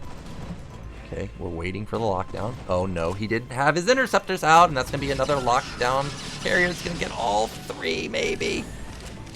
He has another lockdown. Oh my god, this endless lockdown, another one. He's got another lockdown, man. Well, this was a catastrophe for DeWalt. He did not expect to see this many lockdowns. He gets all of his carriers locked down, every single one of them. And this is just going to be GG. DeWalt has nothing left. And really, lockdown is not easy to land. Like, he just walked up and did it. That doesn't happen often. Carriers have longer range than lockdown once the interceptors are out. But, unfortunately, DeWalt was not expecting it at all. Got completely caught off guard, and all of these carriers are going to fall. And Sorry just waltzes through DeWalt's army. And that is going to be a GG any second now. Goodbye, carrier, and that's it. GG coming out from DeWalt, and Sorry easily takes the game. And that is going to complete our Team Korea versus Team Foreign All-Stars show match. We had 4 show matches. 3 of them went 9-0 for Korea. But today was the day that Team Fat was able to put a victory on the board. They are able to win 1 game. They go 1-35. Boneth the sole winner. And that was simply because Rush ended up going for an 8 racks in the middle of the map on Ringing Bloom. So complete domination from the Korean superstars. You know, it's always funny to read on Team Liquid where people talk about, oh, the gap's closing and blah, blah, blah. Well, I think we can pretty much confirm that maybe the gap's closing between people that don't make it in ASL, but once you start reaching the real pros, that gap is still quite huge. But at least Team Foreign All-Stars was able to get one win. I actually thought coming into it that we may see 3 victories. My predictions for the entire series was, I thought there was going to be 1 victory versus Action, and I thought somebody was going to get a victory versus Snow, and then I thought there might be 1 or 2 victories in today's show match versus the lower tier pros. But that did not happen. But that is going to wrap up our show match series between Foreign All-Stars and Team Korea. Thank you guys so much for watching. And of course, this could not have happened without the support of you guys and StarCastTV, of course. Big shout out to StarCastTV for setting up all of these games and organizing the matches. You know, I know that a lot of the pros actually played early on in the morning, like 3 in the morning, to play these show matches. So thank you so much to StarCastTV and the pros, of course, for coming out here and playing the games versus these foreigners. And if you want to support StarCastTV, make sure that you check out their Patreon or consider making donations on the Freaka stream whenever we stream show matches like this, or Cast ASL. So again, guys, thank you so much for watching, and I will see you in the future.